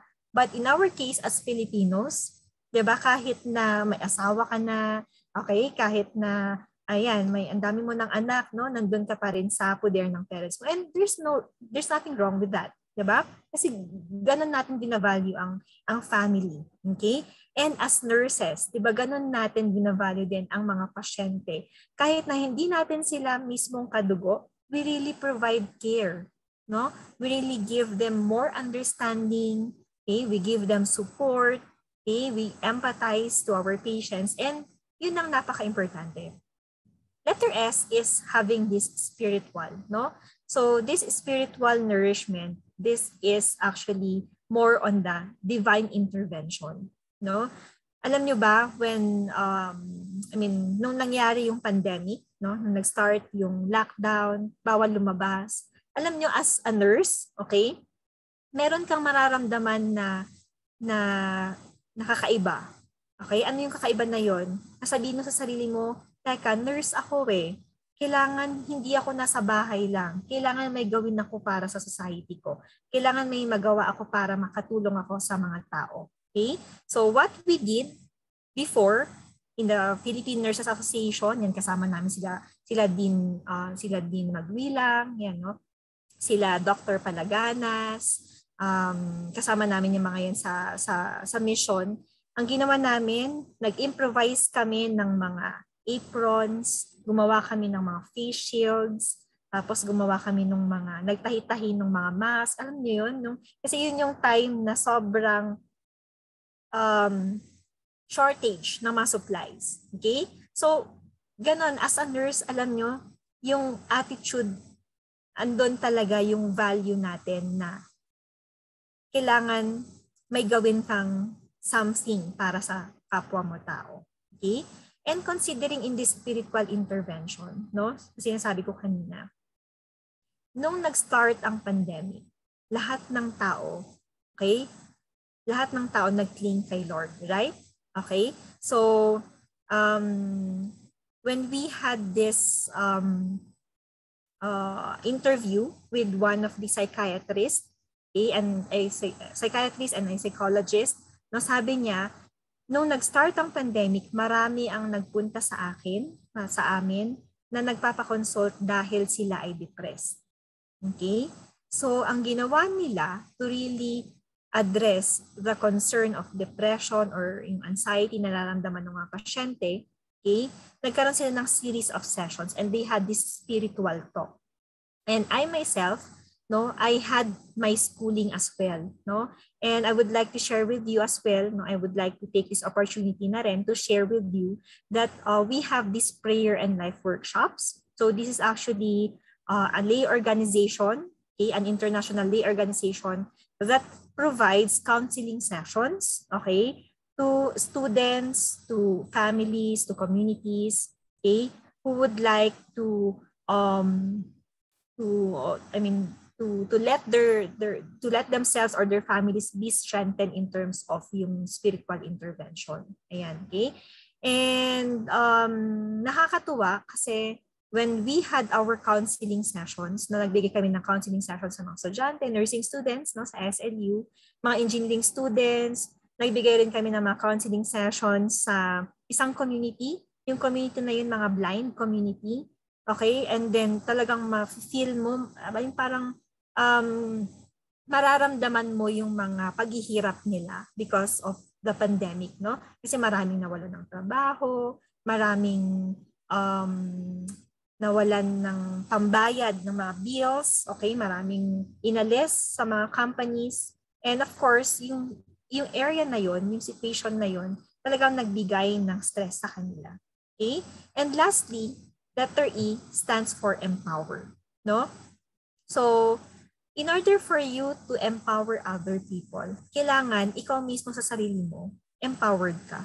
Okay? And how are you going to empower yourself? Okay? Number one, you need to, yun nga, sabi ko, di ba? You need to nurture. Okay?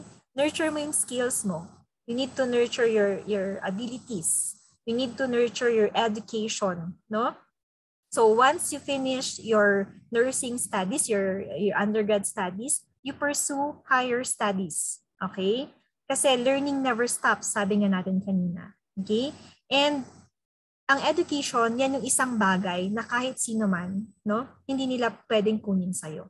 Okay? You need to nurture yourself. You need to nurture yourself holistically. Okay?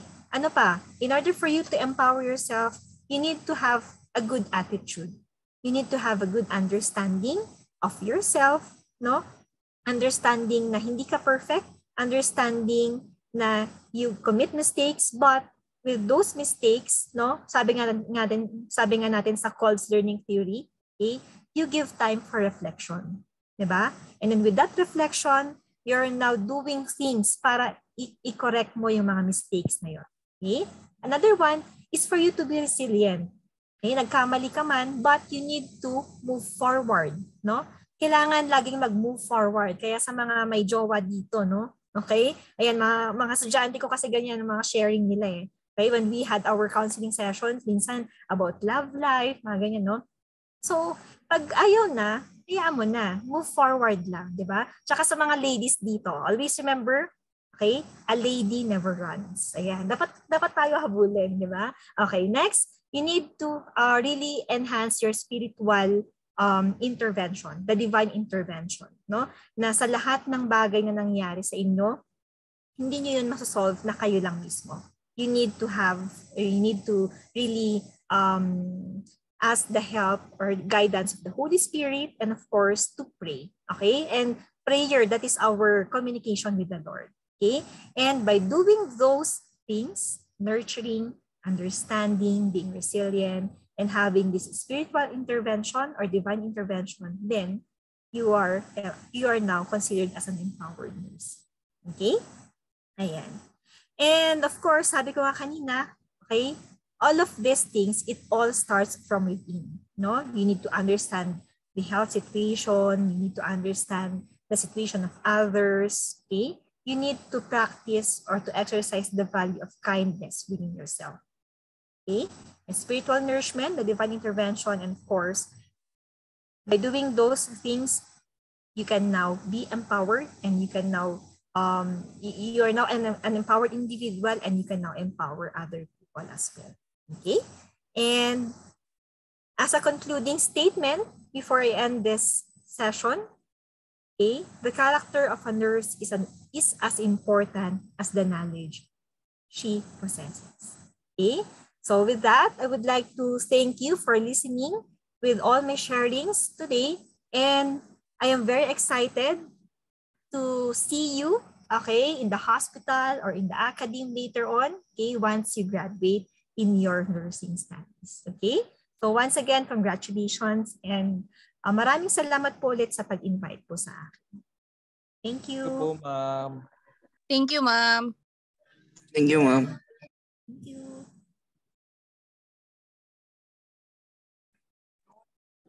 Thank you, ma'am. Thank you po. Thank you po, ma'am. Thank you, ma'am. Ma'am, we are sure that our audience has gained a lot of latest information about public health and epidemiology. So before we proceed to the question and answer forum, let us have another intermission number from the same section. Again, let's give them a round of applause.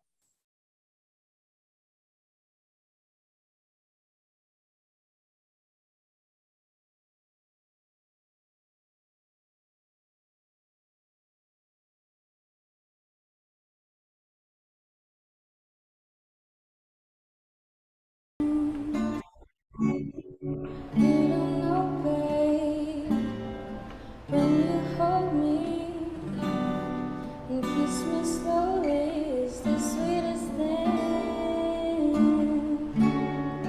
And it don't change if I did it my way. You don't know that you are. You're the coffee that I need in the morning. You're the sunshine in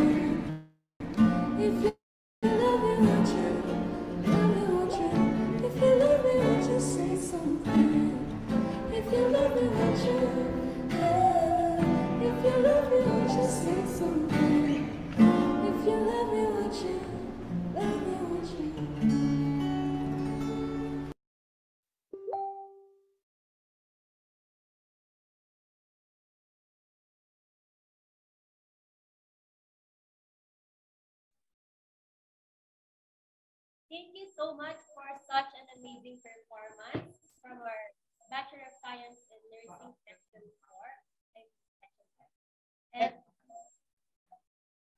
And I assume everyone has prepared questions. So participants, you can now utilize our chat box for a more organized interaction. So it looks like we have now a question. Mr. Salem Hachem, will you offer the opening question? You may now speak up to your... Good evening, ma'am. Can you hear me well? My question is, what's your advice for us as what you call that?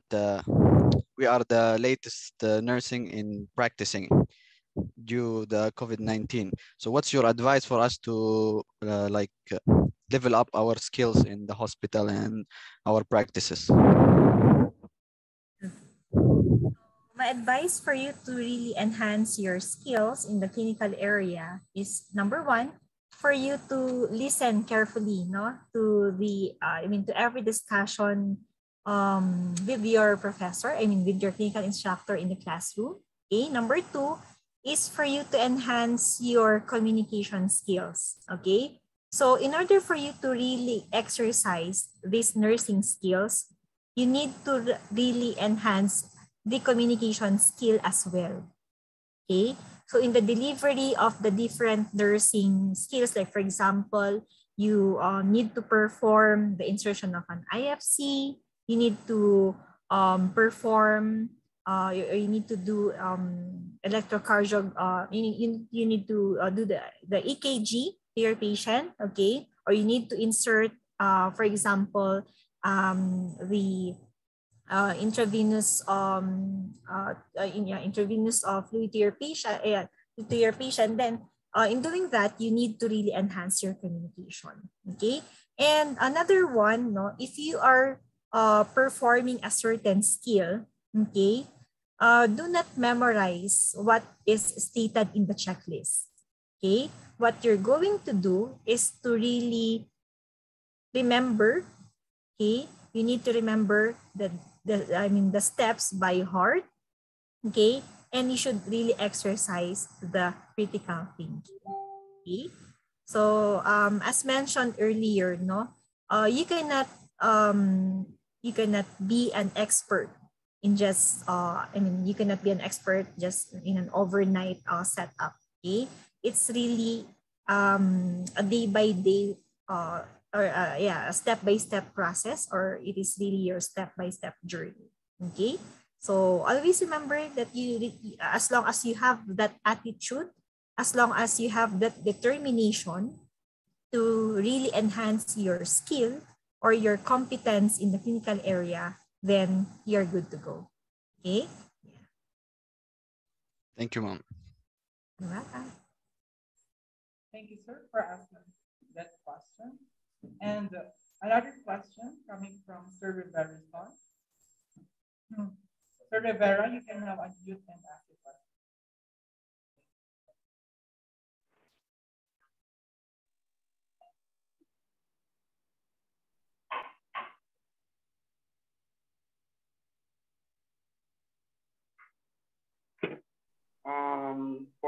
For the question po is, in a perspective of one who was a nursing student before, the rampancy of virtual method of learning and educator all of this time, how do you view the PH and competency of the future graduates and RN?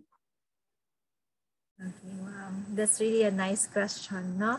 That was actually our topic, okay, with my colleagues in our faculty room, no? And you know what?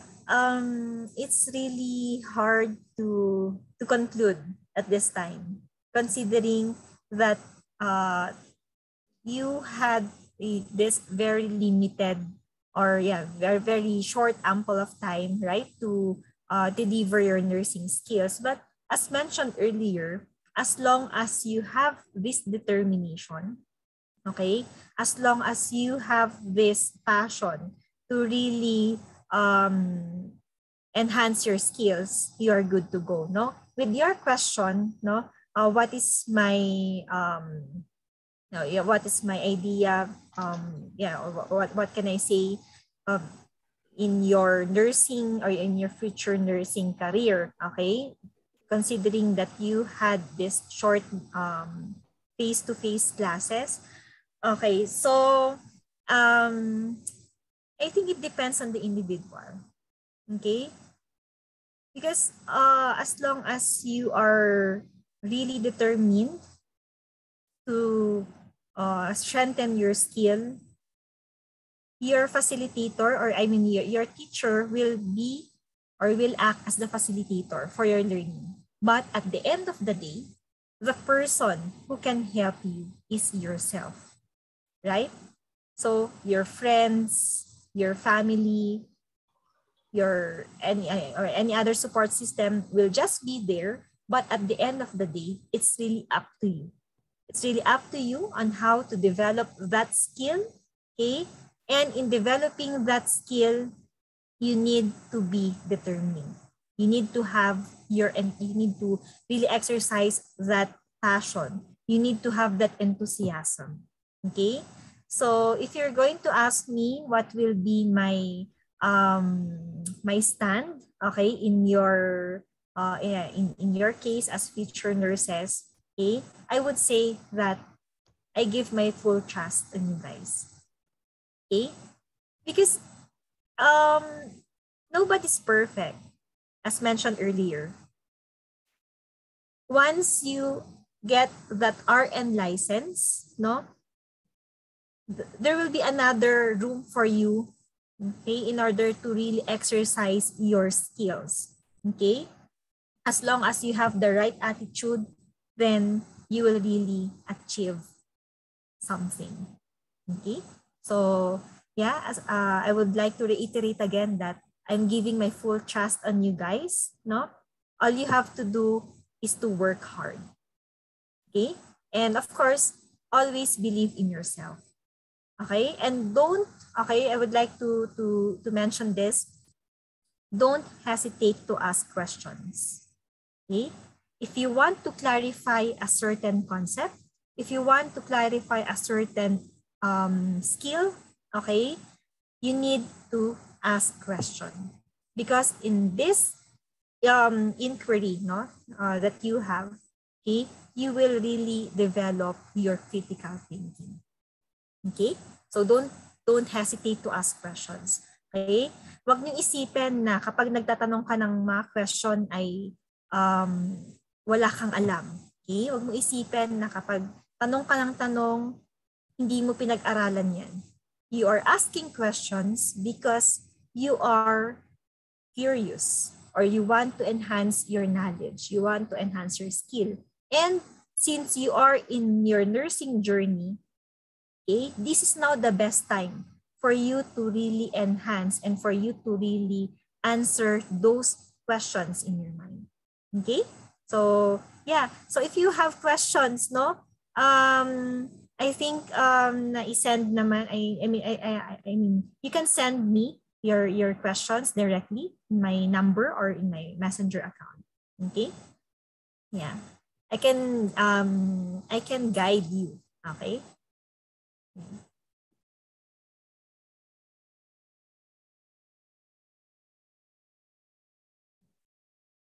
Is that okay, Rivera? Okay, nasagot po ba? Or... Thank you, ma'am. Okay. Ma'am, may follow-up question lang ako though. Sure. Ma'am, because we always talk about the resiliency of nursing and the nursing student and the nurses itself. However, what will happen when this resiliency is depleted or almost the hope is gone? What should we do? Like who would care for us if this resiliency that starts within us becomes a it's more than that. Like if the system is, you know, is, I mean, what system should we go to if we have problems, like real problems in the in the job setting, like that ma'am, and also in the student setting, in the university setting, when the resiliency will stop, and then the nurses and the student nurses will be affected by the circumstances that's been going on with their life, and then yun po, like what should we do po? Okay, yeah, thank you. Okay, so my answer to that question is just one word, okay? And that one word is reflect. So as mentioned earlier in the learning theory, no, you need, I mean, once you have this experience, okay, in this experience, it can either be a new experience or a previous experience. Okay, so once you experience, or once you feel that you are reducing that hope in you, okay, the next thing that you need to do is to reflect.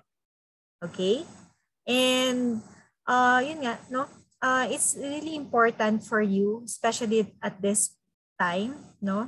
Are you a graduating student? Graduating ka? Yes, oh, perfect. Okay. Yeah, you know what? For graduating students, there's really a lot of things in your mind right now. Like, for example, am I really going to graduate? Am I really going to pass this course? Am I going to pass this board examination, and so on? And guys, I'm telling you, that's normal. Okay? That's normal because the work of your mind is really to think. Okay, so that's normal. But guys, I would like to tell you, you need to you need to think one by one. Okay, just like in your journey to success. Okay, you cannot reach your license in just a blink of an in just if you're just going to sleep tonight, and then tomorrow you cannot get that, or you cannot you cannot get it immediately, right? There's really a journey towards the success. Okay, and since I graduated a decade ago, no, you know what, I can actually see yun, parang nakikita ko yung sarili ko sa mga nararamdaman ninyo ngayon, and I would say that it's really normal. Okay, all you have to do is to keep moving on. Okay, and always remember this. Okay, once you feel that you are losing this hope, okay, you should not step backward. The only thing that you need to do is to keep on moving forward. Okay? Okay? Yeah? Okay, always. Thank you, ma'am, for wonderful insight about that, ma'am. Yeah. Mm-hmm. Any other? I think may mga questions sa chat. Teka, sorry. Sabi ni Romero, okay, stress and anxiety are closely linked to experiences in taking up online classes. Yeah. Okay. And these disadvantages are more prominent than the advantages. Yeah, perfect. But one benefit you have mentioned is resiliency. Aside from being resilient, has there been any other advantages of taking up online nursing classes during the post-pandemic? And how can we use this to our advantage po as senior nursing students? Okay. So, with regards to the nursing subjects, I would say that online classes, isn't that beneficial. Okay, especially if our focus is on the nursing skills. Okay, but if we are just focusing on some theories or on some concepts, then we can do it in an online setup. Okay, that's why it's called a high flex learning, because there are really times wherein, okay, we can really deliver sessions in an online platform, just like in our setup right now. we're doing this webinar, we are doing it in an online session. But in terms of your engagement, okay, I can see that you're really engaged. Okay, I can really feel that you're interested. Okay, and what is the reason for that? Because you are determined to learn. No, that's why I mentioned earlier. Okay, all things, it all starts from within. So if you are really interested to learn something, okay, you will really give time. No? Meron ngayong kasabihan sa Pilipino, di ba? Kung gusto, may paraan. Kung ayaw, may dahilan. Tama? Okay? Right? Yes, Okay. ma'am. So I guess, did I answer your concern, Romero, Jaya? Okay? So yun, no? Kung sa mga nursing skills, okay, of course, we prefer a face-to-face session. Just like what we did, no, in our past na classes. In terms of the concepts or theory or giving instructions to the students, we give it online. Okay? But in terms of the delivery of the skill, they deliver it face-to-face. Because we cannot deliver a skill. For us educators, we cannot gauge the students' ability, the students' performance in an online platform. Okay? We can just gauge the students' performance in a face-to-face setup. But in terms of the theory or concept, of course, you can learn even on an online platform. And take note, guys, no? In other countries, online learning is not new. No? Okay, so just recently, no, nung August lang, I went to Australia, and then I had this school tour, no, nag-benchmarking ako sa isang school doon, and then I asked them, no, so how do you deal with these online classes? Sabi ko sa mga estudyante, and then sabi nila, well, that's normal. There's nothing wrong with that. Sabi nilang ganon. Okay? Sa kanila kasi, they are required to work. Why? Because if they will not work, they will not have the means to pay for their tuition fee. So for them, for these student workers, okay, having these online classes, these are beneficial to them. Okay? So tayo kasi mga Pilipino, hindi tayo sanay na online, right? So ngayon lang tayo ngayon lang na-introduce itong online platform sa atin. Okay? But in other countries, guys, no, kaya tingnan nyo in terms of their maturity, like in Australia, no, sa kanila, yung government system nila, gusto nila na mag-hire ng mga international na tao, okay, mga migrants, kasi kulang yung mga staff nila. Okay, they are really experiencing shortage of staff. Why? Because these locals, no, yung mga locals doon sa country na yon, ayaw nila magkaroon ng anak. Why?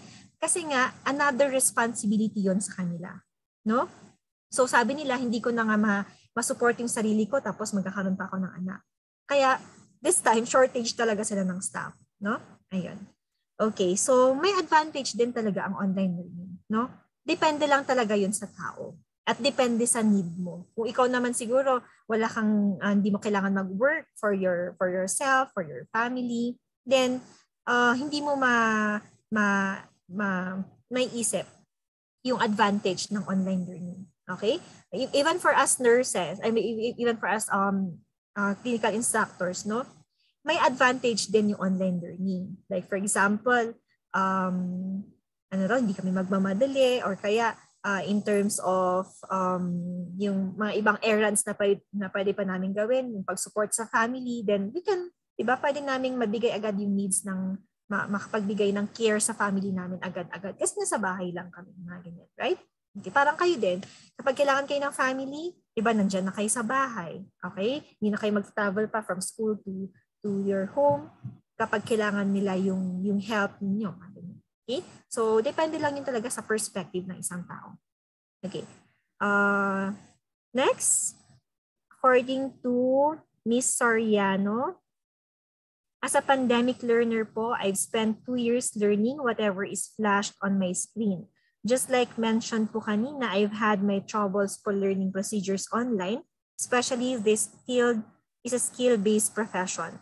Do you think we're gonna have extra trainings po even after passing the PNLE? Yeah. Okay, so I just had a conversation with the chief nurse of SLU Hospital, no? And then I asked him, sabi ko gano'n sa kanya. Classmate ko kasi siya sa PhD dati. Sabi ko, sir, paano yan kapag nakapasa na yung mga nurses natin? Syempre, kailangan nyo ng staff dito sa hospital. Kukunin mo sila agad. And then sabi niya gano'n, yeah, of course, because we are really having this shortage of staff, but we need to train them. Okay, just like in any other work. Okay, not just in nursing, guys. Okay, before you you render your work officially, okay, meron ka munang training. Okay, and yun, ganun din sa nursing profession. Before you handle patients in the clinical area, okay, you will be asked to attend trainings, mga ganyan. Okay? Okay ba? Okay, any other concerns?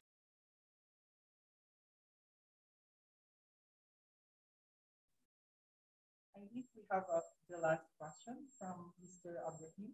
Ibrahim from San Pacific University. Sir, you can now ask your question.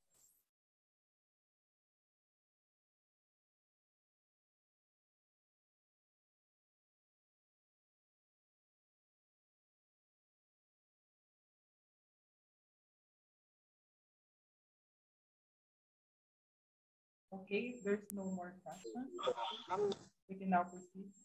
Okay. Meron pa bang question? Sorry, meron pa ata dito, no? Ma'am, how do we approach discrimination soon in the workplace since we come from a batch of having been trained in an online setting? Okay. This is also another, anong tawag dito? Another session na pwede nating pag-usapan later on. But considering na you're now asking anong approach ang pwede ninyong gawin to avoid discrimination, okay? Kailangan nyong mag-strive harder. Okay? Kailangan nyong mag-aral ng mabuti. Kailangan ninyong i-increase yung skills ninyo. Okay? At kahit mag-fail man kayo, okay? Don't ever give up. Yun lang ang masasabi ko sa inyo, guys. Okay? I myself, I experienced a lot of failures in life, no? Siguro kung malalaman nyo lang yung ibang kwento ko, okay? Okay, so yun pala ang nakapag-shape kay ma'am kung paano siya ngayon. Okay? So those failures that you will be experiencing soon, okay? Ngayon sinasabi ko na that you will experience failure, okay? That kailangan open yung mind nyo doon. So once you've experienced this failure, okay? You should just think, okay, or you should just put in your mind, okay, the mindset of not giving up. Okay? Yan. So actually I am teaching this course, no, yung Nursing Leadership and Management din sa mga estudyante, and yeah, I really love this course. Okay? And yun, it's more on ano kasi, no, yung discrimination, we cannot avoid that. In all parts of the world, okay, you can be discriminated. But in order to avoid experiencing discrimination, anong kailangan mong gawin? You need to strive harder. You need to empower yourself. And how to empower yourself? Yung sinabi ko kanina. You need to nurture. You need to understand. You need to be resilient. You need to have this spiritual intervention or divine intervention. And in doing those 4 aspects, okay, you can be an empowered individual. And once you are an empowered individual, you can empower other people as well. Right? Okay? In your perspective, Ivan, sabi ni Ivan do, in your perspective, what do you expect to be improved in nursing practice in the next 5 years? Okay. So, actually, it is already happening now. No? Alam nyo ba, we are now in the digital era. Okay? Na lahat ng mga health systems natin digitalized na. You know what? When I had my nursing studies before, okay, actually, yung batch namin, okay, it was the first batch, okay, wherein nursing informatics was introduced.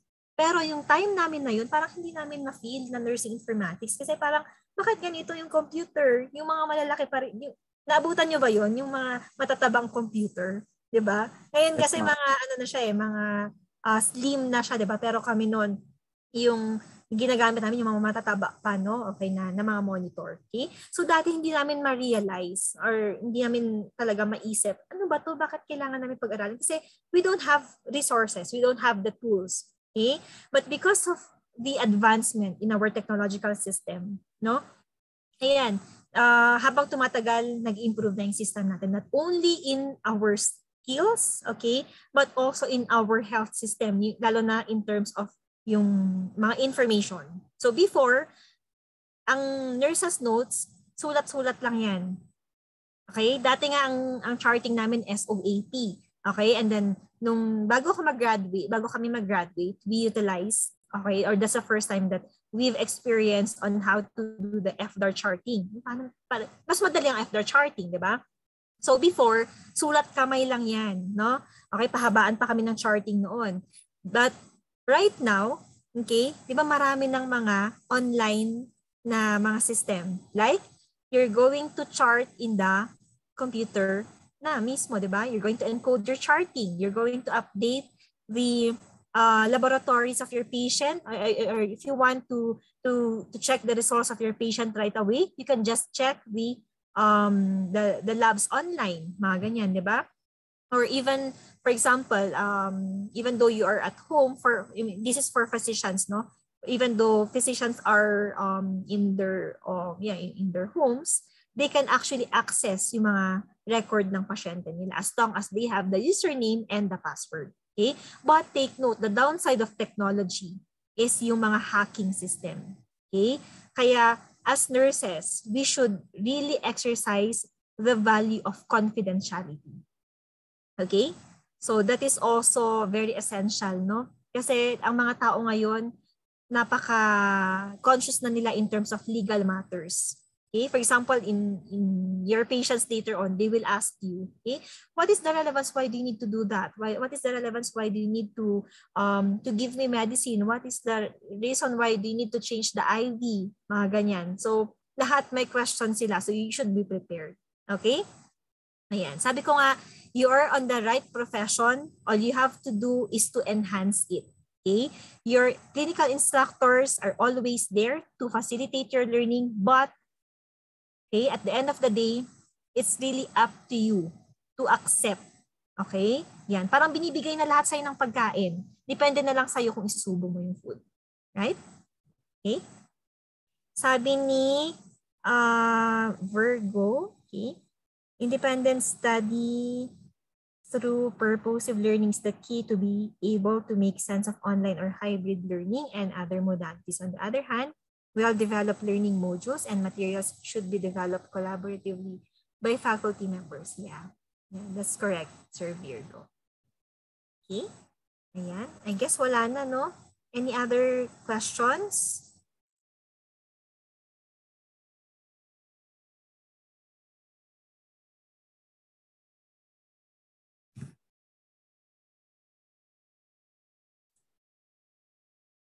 I think there are no more questions.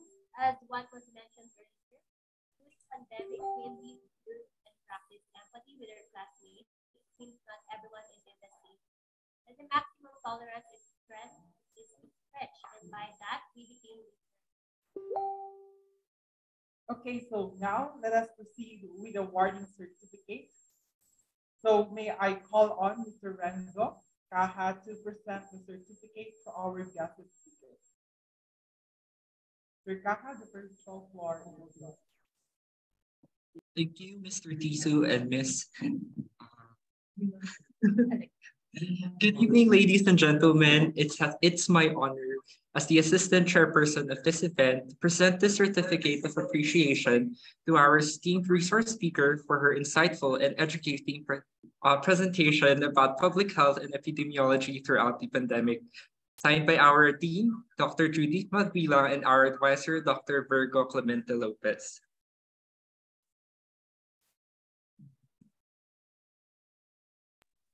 Thank you very much, ma'am. Again, let's give her a virtual clap. Thank you, ma'am. Thank you. And now, to officially end this event, we would like to call on Mr. Chong Seo, our class president, for his closing remarks. Mr. Chong? Okay, so first and foremost, I would like to thank our guest speaker, Ma'am Villar, our clinical instructor, Sir Virgo, and although she isn't here with us, our very own Dean, Dean Magwilang, for helping us make this webinar possible. And of course, I'd like to thank all of you. We're currently 169 for attending. I was actually shocked when I saw the number because I think if my memory serves me right, on Thursday, we only had 20 respondents for the registration form. So thank you. Without you, this webinar would not have been possible or successful.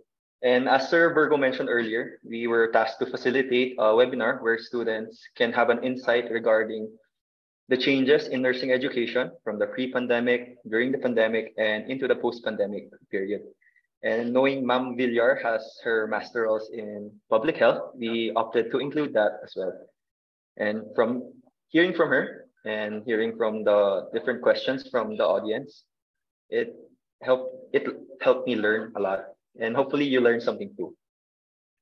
Again, I'd like to thank our audience, especially those from the different universities for joining us. And I'd like to thank our hosts and my classmates for their contributions to make this event go better than I imagined. I'd like to end my remarks with quotes presented earlier. There is no substitute for hard work, and learning never stops. And knowing we have a big responsibility, I hope we don't forget this. Thank you.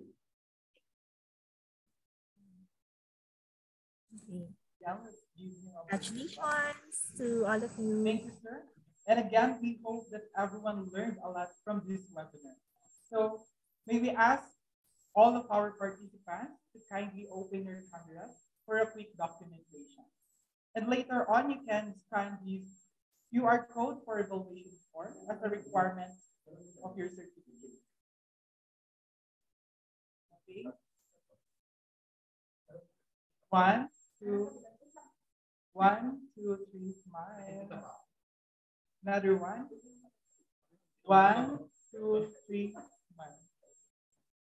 Again, thank you, everyone.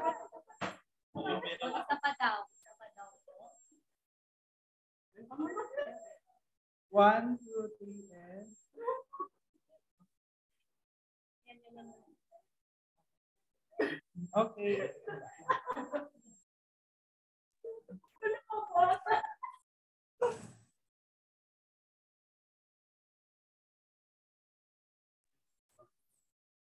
Again, kindly fill out the evaluation form before we give you your certificate. And the QR code is posted here. Again, thank you for your time. And I am Wilbur Dito. And I am Alexi Bugawan. Keep safe and God bless. Congratulations, everyone. BSN4F.